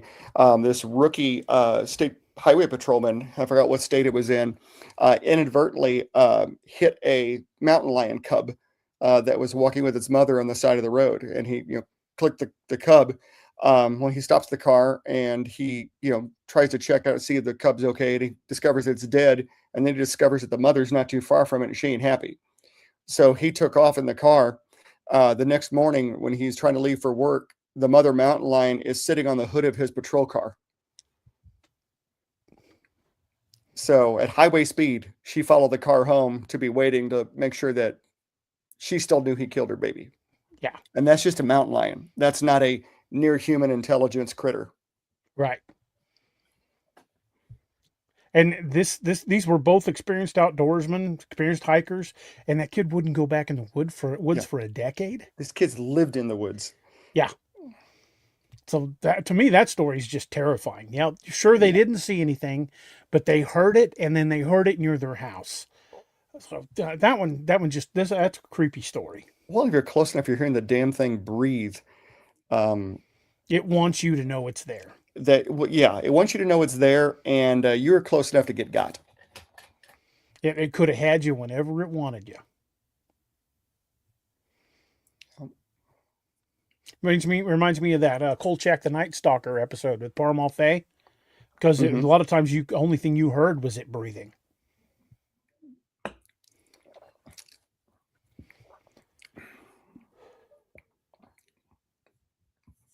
Well, Yeah. I'm going to take this next story because this one is creepy. This one will freak you out. This happened in 2019. That's just 6 years ago, folks. Anna Too close for Wexley comfort. was a professional wildlife photographer. She survived but came out of the incident completely traumatized. She was a wildlife photographer that was working near the valley's edge.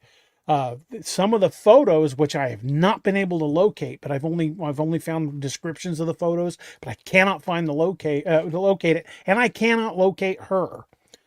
She's kind of fallen off the grid. I mean, like doesn't have a phone anymore. Doesn't respond to emails, that kind of thing. She went off grid. But the photos described she captured a tall, dark figure moving between the trees, and the final shot where she zoomed in was a single yellow eye peeking out from behind a pine tree. She left the area, refused to speak, but the only thing she said was something watched me for days and it never left. She was a freelance photographer named Anna Wexley. Decided to hike into that valley. She's well known for her wildlife and nature photography. She spent 3 weeks near the valley's edge documenting migration paths of birds. She was careful to never go too deep into the valley, but in a series of photos taken in 4-second bursts, rapid photos, she captured something on film. Movement behind the trees.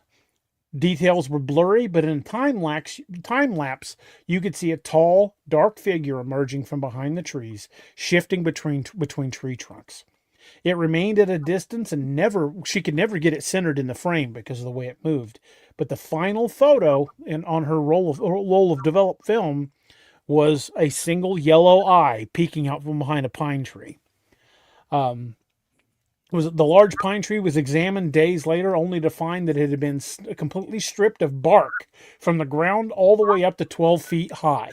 No claw marks, no animal trails, just peeled. Anna left the area and refused to speak of it. The only thing she would say was something watched me for days and never left me. Damn. And she basically, well, like I said, she was a fairly famous wildlife photographer, nature photographer, and she went off grid. After that, she didn't go out in the backwoods. She didn't talk to folks. Damn. Doc, this Hey. one's right up your alley. This next story. This is from a Micah? veteran. Actually, no. Actually, I'm sorry, Doc. This guy's a tracker. Robbie should take this. And Yeah. Robbie's our tracker. I was wondering when you said that. I was like, I was focusing on the word veteran, not tracker. all right. And this is from 2021. Micah, a veteran tracker. Victim's name was Micah, an ex-military tracker. Circumstances: he was on a solo expedition. GPS ping stopped. Well, that sounds familiar. Mm-hmm. Trail markers ended abruptly. Evidence: his last marker was nailed to a pine facing west. No tracks beyond. The search was Ranger Leo Hunt described the valley as walking into a room that doesn't want you there. Aftermath: Hunt quit his job and Micah was never found. So the story goes, trails to the valley had been mostly erased from maps of the area by both local and federal agencies. No restricted zones or warnings posted, but quietly trail maps were changed.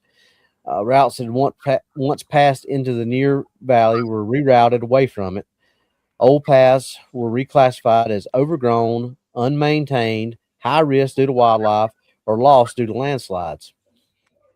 Only no wildlife had ever been mentioned in any of the reports or on any of the missing people. In the late summer of 2021, a veteran tracker disappeared on a solo expedition into the Bitterroot Mountains. He was ex-military, 48 years old, and had more than 2 decades of wilderness experience. He'd taken a week to go off grid to document signs of elk migrations in the area. His GPS pings were tracked and followed his planned route until the 4th day, when they stopped completely. He had a panic beacon, which was not activated, nor did he radio for help. A search team followed his trail into the valley. They followed his trail, finding his tracks and markers he'd placed on the trees to indicate his route. Then, without warning, the trail just stopped. No descent into water, no signs of fall or struggle. His last marker was nailed to a pine facing west. After that, the trail was completely clean. One of the searchers, a young ranger named Leo Hunt, quit 2 weeks after the search was conducted. He kept a private journal during the search. The journal was later shared anonymously on an online forum. One, one passage stood out. Hunt described the valley as walking into a room that doesn't want you there, like the trees were holding their breath, or the ground might shift under you if you stay too long. He also said if we didn't lose Micah, the missing tracker, the woods just took him. Uh, that same week, a wildlife camera placed near the outer perimeter of the valley was triggered 17 times in 3 days. Each time, the camera caught only a blur of movement. It was too fast and too close to the camera to catch. In some cases, it was obscured by a light fog that didn't match weather reports in the area. After the final image, the camera went offline completely. The last image captured was a smear of vertical motion as something moved past the lens and what looked like claws. The footage was recovered remotely, but the camera was never found.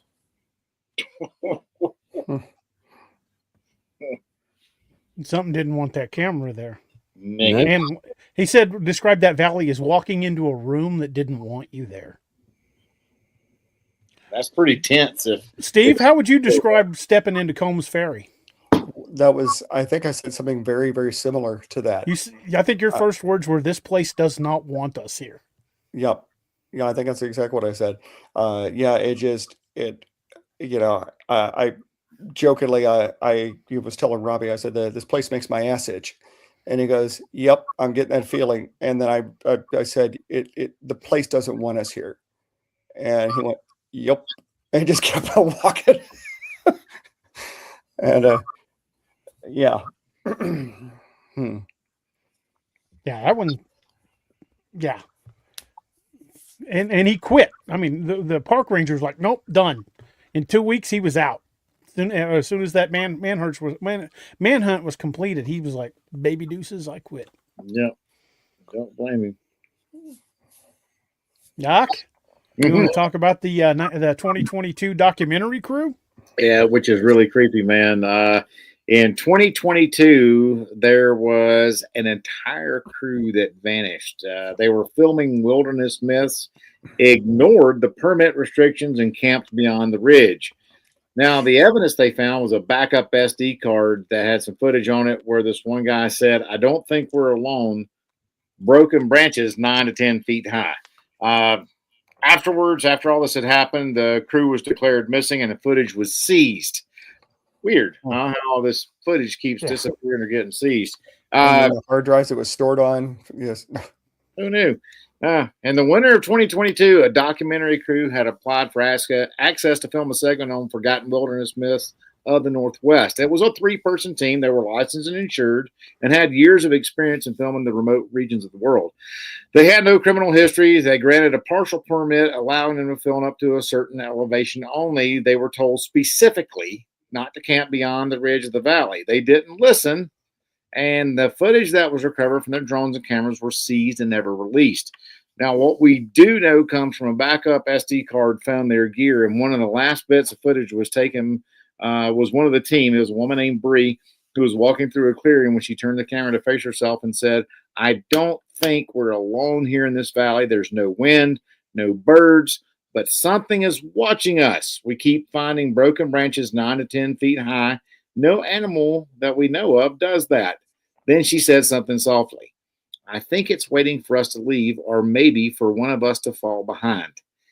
That was legitimately the last they saw as far as contact. That was the last known moment.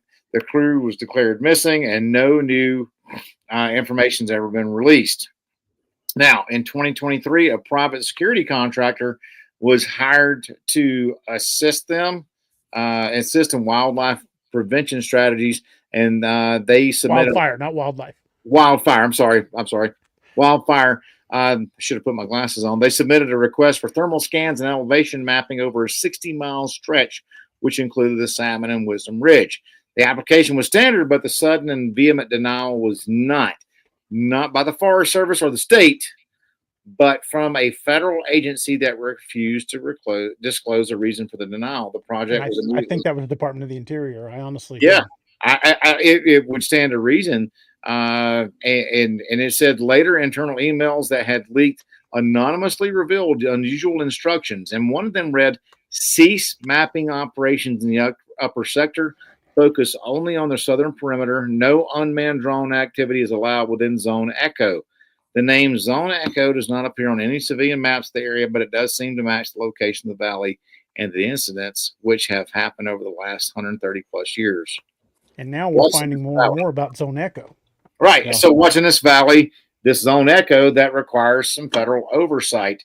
And why do they keep seizing footage and SD cards and servers are crashing?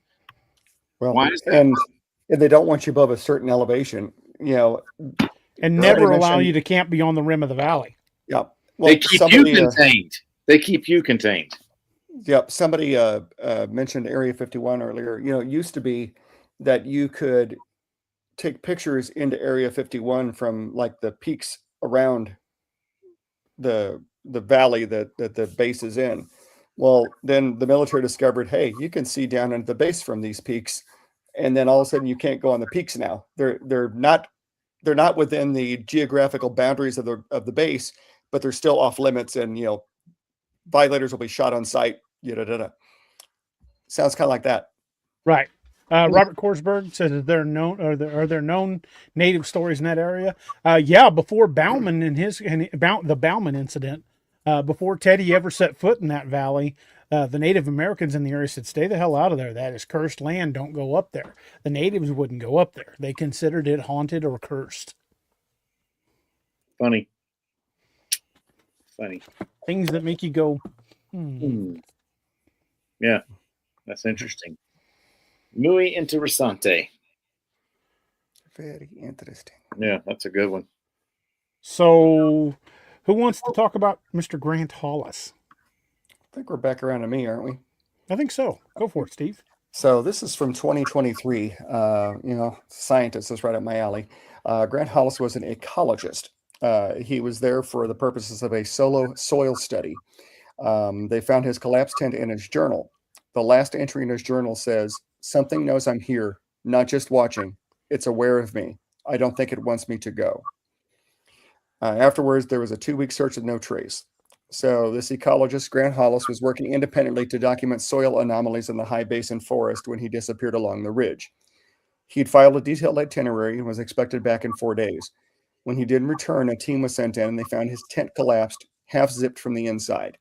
There were no signs of a struggle. No tracks were found leaving the site, not even wind damage. They did, however, find his field journal tucked inside of his sleeping bag.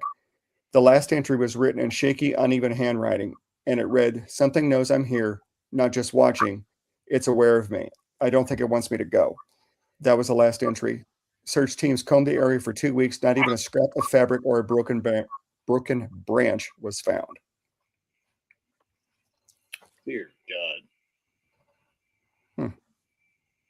And again, we've got that earlier research where there are literally dozens of other stories that went unreported that we don't even know about. Mm-hmm. It would be earlier I was thinking, when that one researcher, decided not to publish everything and just basically threw away all of his research. Thought about, what doing something like a FOIA or something to try to, figure out what these stories were, but I'm sure they're probably on a hard drive that got corrupted and yeah, I'm sure. Doc, how about you tell us a little bit about the next one? Well, now let's see here. This would be from 2024, and this last year, folks.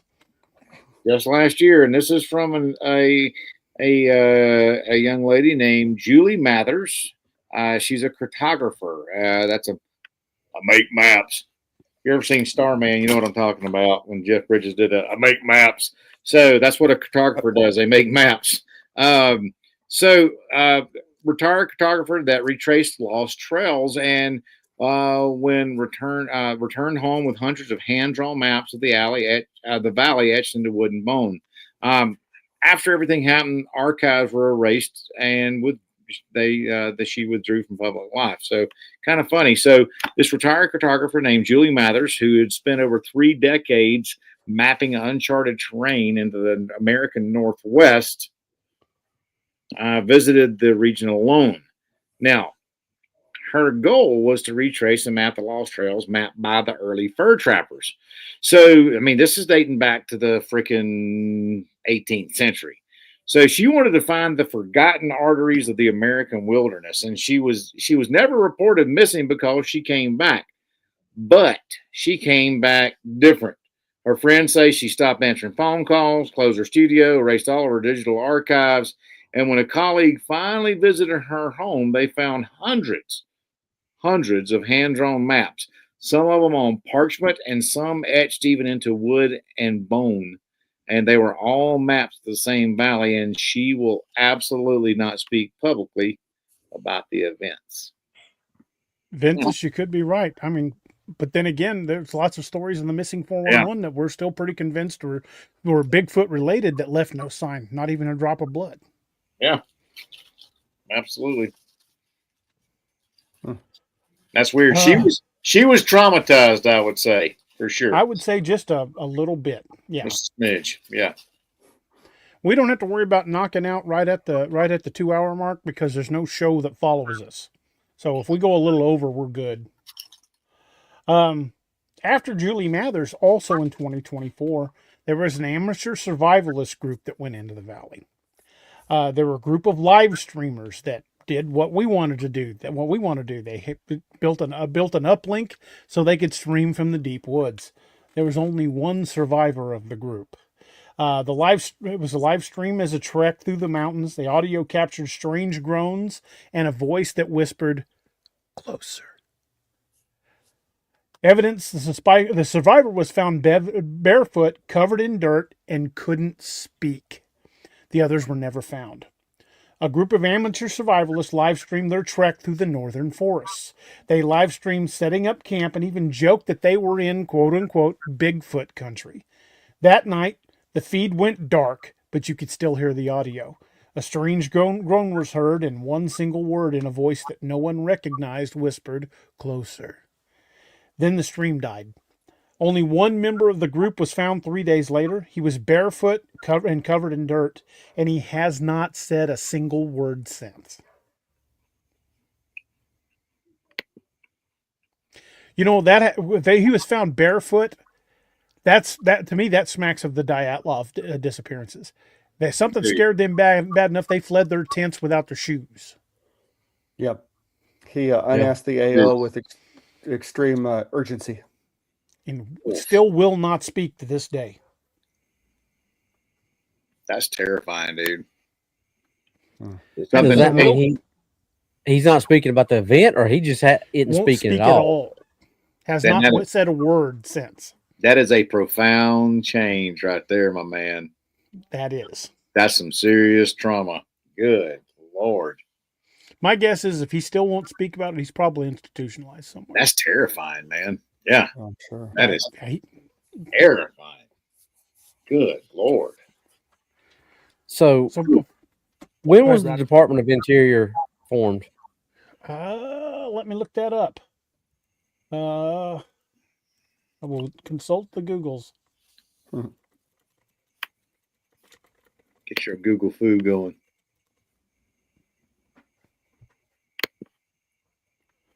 The Department of the Interior was officially formed on March 3rd, 1849. So you see where I'm going with this, right? Yep. The first secretary of the Department of the Interior was Thomas Ewing the Sr., appointed by President Zachary Taylor, and he served from 1849 to 1850. Was Taylor one of the presidents who was a woohoo? No, it was Wilson, Roosevelt and Harding. Harding, I'm sorry. Okay. And initially, they were charged with overseeing public lands, Indian affairs, and military pensions.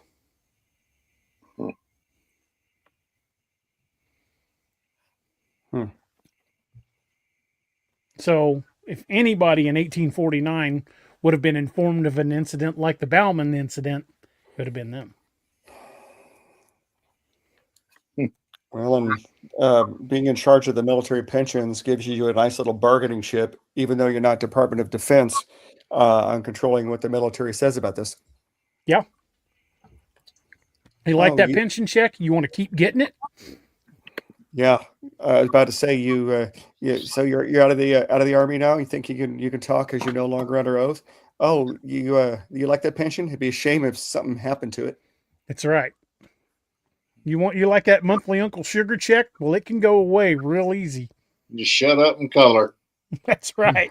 Yeah. Stay in your lane. Yeah, shut up and color. That's all it is. Yeah. So clearly, the U.S. government has been quietly monitoring that area at least since the late 1800s, and they refuse to say why.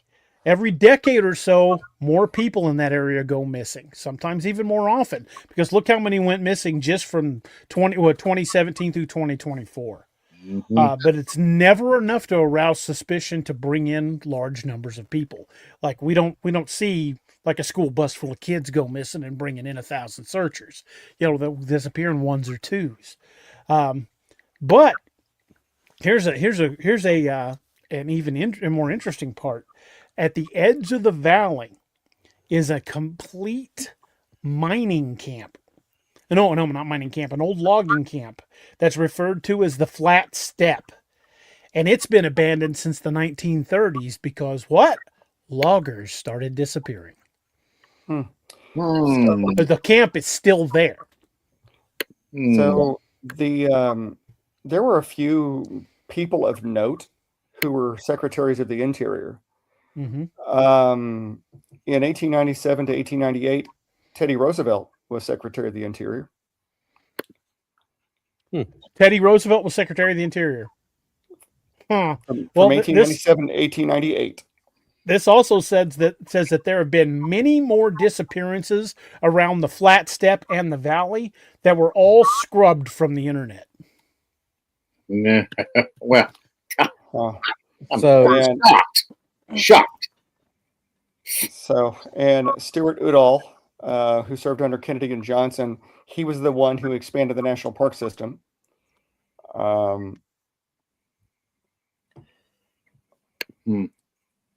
So I bet you, since Teddy did it, I bet you once he became president and he set aside the national park, I bet you he had something to do with expanding them in their scope of jurisdiction and what they were involved in into the national park system. Boys, you guys ready for this? You guys ready for this? In 2025, at least 40 indigenous people that lived in the area were reported missing near the valley with no details. At least 40. At least 40 that they know of. No details on the disappearances, just at least 40 indigenous people that lived or worked near the valley have just gone. They're just gone. Dang. That's a lot. Holy crap. Yeah, Toshi, I hear you, man. Well, that's not creepy at all. Yeah. Just this year. That's the ones we know of, or the ones that are being told about. You know what I mean? So in 2007, a woman named Barbara Bollock, Bolick, was near the Bear Creek Overlook in the Bitterroot Mountains. And this isn't in the valley, this is in the perimeter. Bullock was an experienced hiker and vanished within seconds while hiking with a companion. She was only 20 to 30 feet away when she disappeared. No belongings, no tracks. Trail dogs refused to follow. She was carrying a revolver and a day pack, but nothing was ever found. She's still missing, and investigators call it one of Montana's most baffling cases. Now, and It's 20 near to the 30 edge of the feet. valley, not in it. That's 7 to 10 yards. Yeah, that ain't far. That's nothing. That's a few steps, y'all. Yeah, he lost sight of her partner. Lost sight of her for a few seconds. We were And she talking was about never- 50 yards earlier. Now we're talking about 7 to 10 yards. A fraction of the distance, steps. And People they're that gone. live in the area have described at least 6 unexplained disappearances in the Bitterroot Valley this year, ranging from hunters to hikers who stepped off trails and never returned. Now, and Nick's got a good question. Do the disappearances peak from year to year? Do they have like high points and low points? They do seem to peak during like a prime hiking season, which is like in spring when it's not too hot. Ooh, it's a buffet. Hmm. Look, a Borgeshmord. A mobile buffet. Yeah. Is it an evil buffet, Robbie? Mm. A very Next to weird buffet. Next to Alaska, Montana has the highest number of incidents of vanishing Native Americans.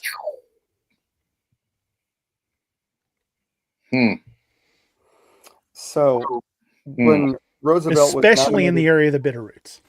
when Roosevelt was nominated as Secretary of the Interior, during his Senate confirmation hearing, he was basically asked what he intended to do with the job, and he said that he wanted to end corruption and business interest in the national lands. This was deemed too confrontational and too controversial for the time, so McKinley then shifted him to Assistant Secretary of the Navy. And I guarantee you that once he became president, he accomplished what he wanted to by expanding them into the. And That's then funny, ain't it? Teddy stepped down as Assistant Secretary of the Navy to lead a group of men up San Juan Hill as the Rough Riders, and later became president. Mm-hmm. But boys, these are just the stories I've been able to find. I don't know, like these ones we're talking about where there's just no information on the disappearances. It's still going on. People in the Bitterroots disappear at a much higher rate than anywhere else in the state. And we've got all of these documented disappearances along with like entire groups, like that documentary film crew, gone. When you look at that, this is just what we're able to find, and that's dating that details a pattern of disappearances dating back almost 150 years. Right. This is just the stuff that wasn't scrubbed. Right. The stuff Or we could actually lost. find, corroborate. Mm-hmm. Hmm. And when we look at these patterns that seem to crop up from every one of these stories, camps found intact with no struggle, trails ending abruptly, witnesses describe the feeling of being watched, evidence often destroyed or suppressed. Early cases were single victims like Bauman or Moss. Modern cases are involving entire crews or groups. Government is definitely involved. Repeated suppression of evidence, the Wilburn footage, the documentary crew, and the rerouting of trails around Zone Echo. They know what's going on. Well, a predator will take the person, but they would have no interest in their electronic evidence or their clothes. They would shred those. There would be blood. There would be pieces left behind. There would be obvious signs of a struggle if they were taken by a bear or a pack of wolves or coyotes. Yes. Oh, there'd be biological evidence, man. And in one of those last stories, dogs would not follow. Correct. What does that sound like, boys? Yeah. It sounds Sounds like a that. whole lot like Boggy Creek. Yeah, and it sounds like a lot that student of mine who had a Cane Corso who was like peeing down his leg and went in the tent when they heard calls going out back and forth in Washington. Yeah. Yep. And that last case of that dude that was found still to this day won't speak, barefoot and covered in dirt, that does sound eerily reminiscent of the Dyatlov Pass.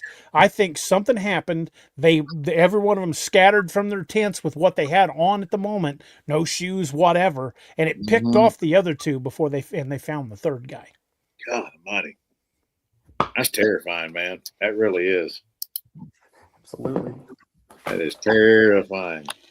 So, folks, I really honestly think it takes more of a leap of the imagination to think that Bauman wasn't Roosevelt than it does to make the leap that he was. Correct.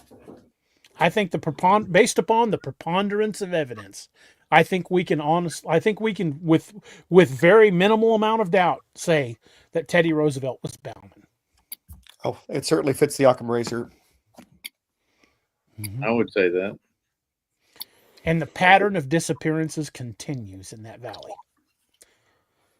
So if you're going to find yourself anywhere near the Bitterroot Mountains, folks, don't go alone.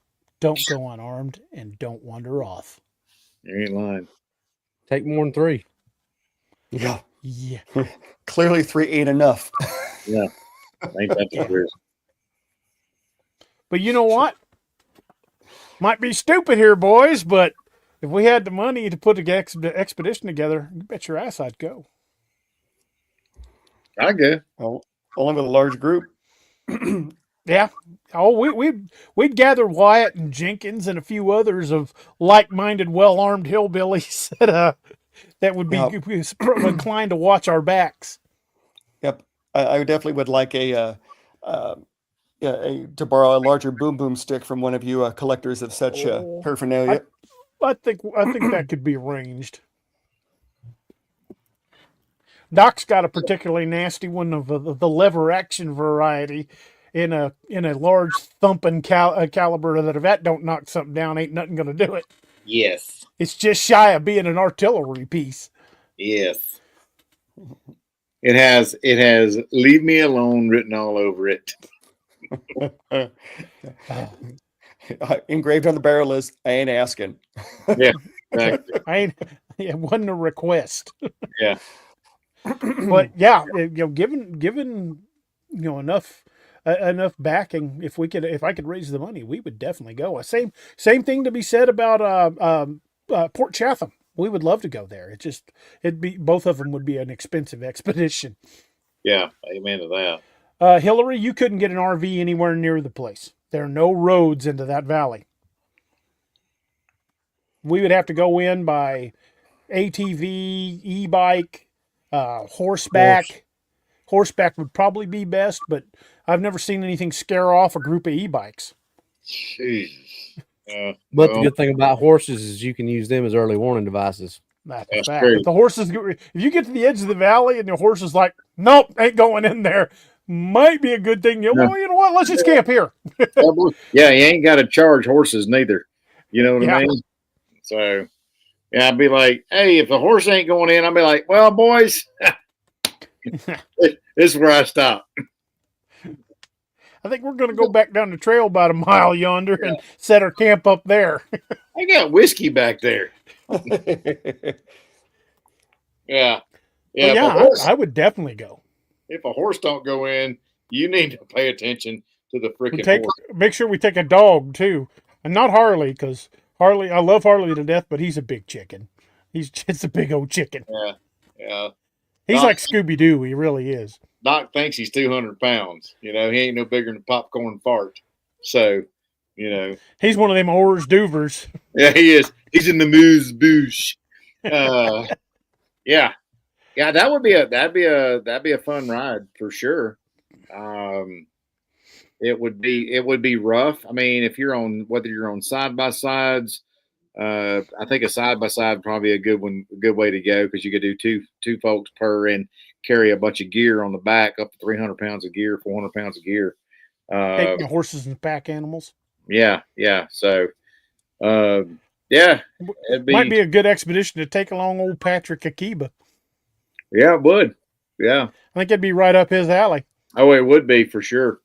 It would be for sure. I mean, that area, and that's not too far. I mean, it's a ways from him, but he's closer to it than we are. You know what, boys?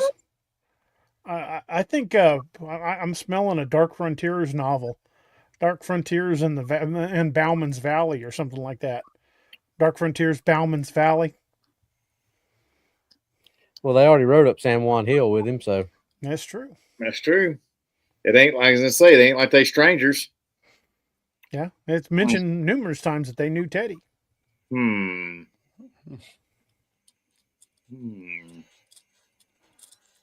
Boys, we're after the 2 hour mark. How about we take a quick minute and talk about our affiliates? Since Mr. Doc is here, we'll take a quick minute to tell you guys a little bit about Dark Angel Medical. Doc, take Hey. it away. Hey, I'm Doc. I sell med kits and I train people how to use med kits pretty good. Go to darkangelmedical.com, use Cryptid20 for 20% off. And we are FSA, HSA eligible. And if you use a kit to save yourself or somebody else, that's called our Kit for Life Guarantee. We'll replace what you have used absolutely 100% free of charge. I'm just being funny. But seriously, head over to darkangelmedical.com. We have everything from little minor boo-boo bags all to mass casualty kits. And the biggest thing we always talk about is getting the training to use this stuff. As we say, get a kit, get trained, and what? Be the difference. Be the difference, man. You got to be the the time difference. chooses you. And it's up to you to be ready, man. So if you're a paramedic, EMT, anything like that, all of our classes are CAPC accredited. So you'll get 16 hours towards your refresher. Our 2026 calendar is up on the books now. It's up on our website. So head over to darkangelmedical.com and get your learn on. Absolutely. Robbie, how about you take a second and tell us a little bit about the good folks over at Scallywag Tactical? Scallywag Tactical is another one of our veteran-owned affiliates. They make some of the best blades around. Anything from the kind of the obscure to the everyday carry, like Doc's got right there. Fixed blades, camp knives, like the Dew Claw the DA just showed. Which I don't think they still make the Dew Claw though. I Do they? discontinued it, but I love this knife. Unfortunately, because that was a good knife. I know I got one. DA's got one. You got one, Doc? No. I'm sorry. Because that's a good little camp knife. I've used that thing in camp plenty of times. It's great. But love mine. All their blades are great. Dang it. And head on over, use code DA Roberts 10 at checkout, get yourself 10% off. Tell them we sent you. Scallywag Tactical. Come on. I'll put that up there on the screen for a second. Steve, do you think you know enough about Sigwo to talk a little bit about Sigwo, or? Probably not to do them justice. You better let us know on that one. I want to make sure I don't miss something with them. No problem. Folks, check out our newest affiliate, SigwoArms.com. They're a gun manufacturer here in Springfield, Missouri, and they make everything from ARs, uppers and lowers, to Whisper Pickles and Freedom Seeds. And they have a very good deal on a lot of the ammo they produce in-house. I got 200 rounds of 9mm hollow point for $52. And I don't know if you know too much about 9mm hollow point, but that is damn cheap. And they've got great deals going on all the time. If you want to get a Codename Wild Hunt or a Dark Frontiers engraving done on a weapon system, they're the ones that'll do it. They're the only ones with the licensing to do it. And make sure you check out all of their awesome stuff over there at SigwoArms.com. And let the Codies know we sent you. And don't forget to use discount code Bigfoot5 for 5% off your entire order. Yeah, again, that's Bigfoot5. And believe me, that adds up, especially when you start dealing with the prices of your favorite pew-pews. And I've bought, over the years, I bought several from them, and I've appreciated every one of them. And they stand behind everything they sell. Good group of guys. Go over there and check them out. Go to SigwoArms.com and tell them we sent you. Robbie, you want to tell us a little bit about everybody's books? Sure. So, most of you know, but those of you who don't, DA and I both write cryptid fiction and horror type novels. Also, Luca Jacobs, who does mine and DA's covers. Let's go check DA's books out at Amazon. You can find all three of us on Amazon. You can find DA's books at daroberts.net. You can find Luca's at lucajacobs.com, lucatjacobs.com, and you can find mine on Amazon. DA's got 37 books in print. I think Luca's got about 15 or 20 ish, something like that. I've got 7, and I'm working on 8 and 9 right now. Go check them out. They make good Christmas presents. So go check them out. And all mine and DA's, for the most part, are tied in with each other. This is one big shared universe. So check all those out. You can find all of our books on Amazon.com and available in print, Kindle, and audio. So check them out. Books make great stocking stuffers. So if you, I think that's a great tradition to give a book on Christmas Eve, so everybody's got a great new book to read over the holiday. And whether you're supporting us or supporting your favorite author, I think giving the gift of books and encouraging reading is a win for all of us. And again, like we've said on many occasions, stories are journeys that we've taken together, and we are so thrilled that you guys have chosen to take those journeys with us. We're very proud to have you guys with us. We're proud that we broke the 10K mark and that you guys have joined us on this crazy ride through the Nightmare Hunters Nation. And we appreciate each and every one of you folks out there. Check out all our awesome affiliates. Check out the authors, and show a little love this holiday. And independent authors need more love than the guys like the big dogs that have got all of the big money of the book publishing companies behind them. Indies need a little love too, so don't forget us indie authors when you're thinking about holiday gifts this season. As we start winding things down, I always want to talk about the 22 a Day Foundation, which, as Steve just told us, is now almost the 17 a day, which is fantastic news. To me, that's just absolutely mind blowing. I love that. And this is because by little, we are increasing awareness, and it's not just us. There's a lot of great folks out there trying to encourage you guys, encourage everybody to remember the 22 a day, mission22.org, the odmp.com. ODNP is for Officer Down Memorial Page. The toll that's taken on our first responders and our military folks is very high.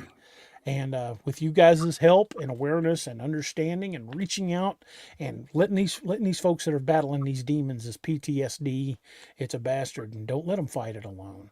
Let them know they're not alone. And those of you who are suffering from it, remember, you wouldn't go into battle alone, so don't face this alone. You got battle buddies out there that got your back. And if you don't have anybody, you can't think of anybody, mission22.org. That is a great one to reach out to. The Till Valhalla Project, another great one to reach out to.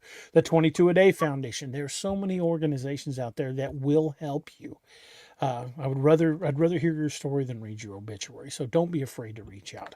And especially in this holiday season, think about those first responders and veterans out there. Let them know you're thinking about them. Let them know you care. Because let's get 17 a day down to 0 where it needs to be. And boys, we forgot to do the toast on Wednesday night. Oh, and, no. I'm a little frustrated at myself for that. I'm going to take my hat off. And let me bring up the banner. And Steve, since it's such a rare occasion that we get you these days, you want to take us out with the toast? Certainly. Anybody who's been a fan of the show for more than Wednesday night anyway will know this is kind of our tradition. It comes from basically it's an old Irish drinking song, but it really kind of gets at the core of what we're trying to say when we leave each other. But since it fell into my lot that I should rise and you should not, I'll gently rise and softly call. Good night and joy be to you all. Slunja. Slunja, and we'll see you guys next time. Good night, everyone.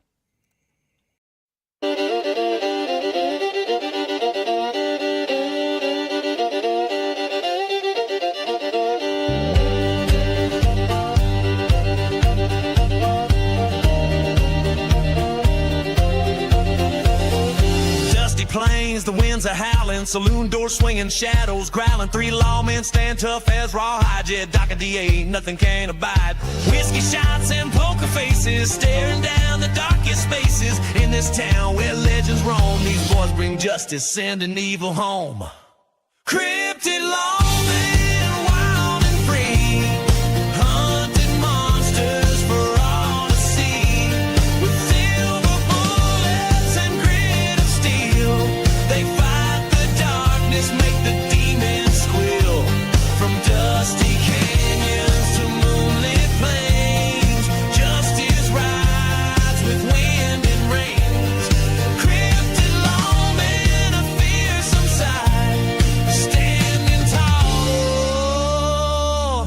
against the endless night.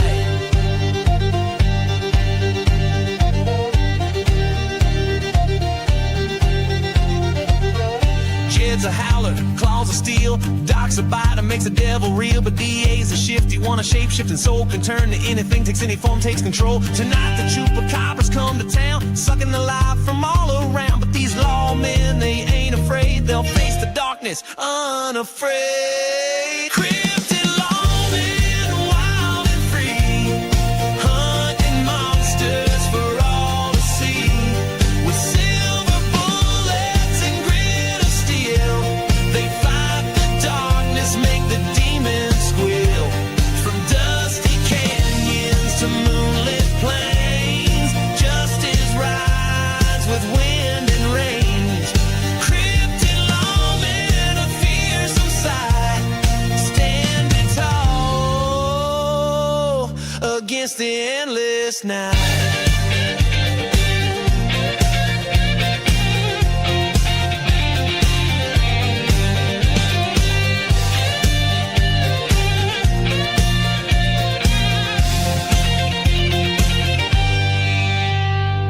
Full moon rises, bat wings flap, the air grows cold, a chill and trap. But these lawmen, they're ready to fight underneath the pale moonlight. Jed and Doc transform with a howl, DA shifts, becomes a night owl. Together they stand, a force so strong against the evil right in the wrong. Cryptid lawmen, wild and free, hunting monsters for all to see. With silver bullets and grit of steel, they fight the darkness, make the demons squeal. From dusty canyons to moonlit plains, justice rides with wind and rains. Cryptid lawmen, a fearsome sight, standing tall against the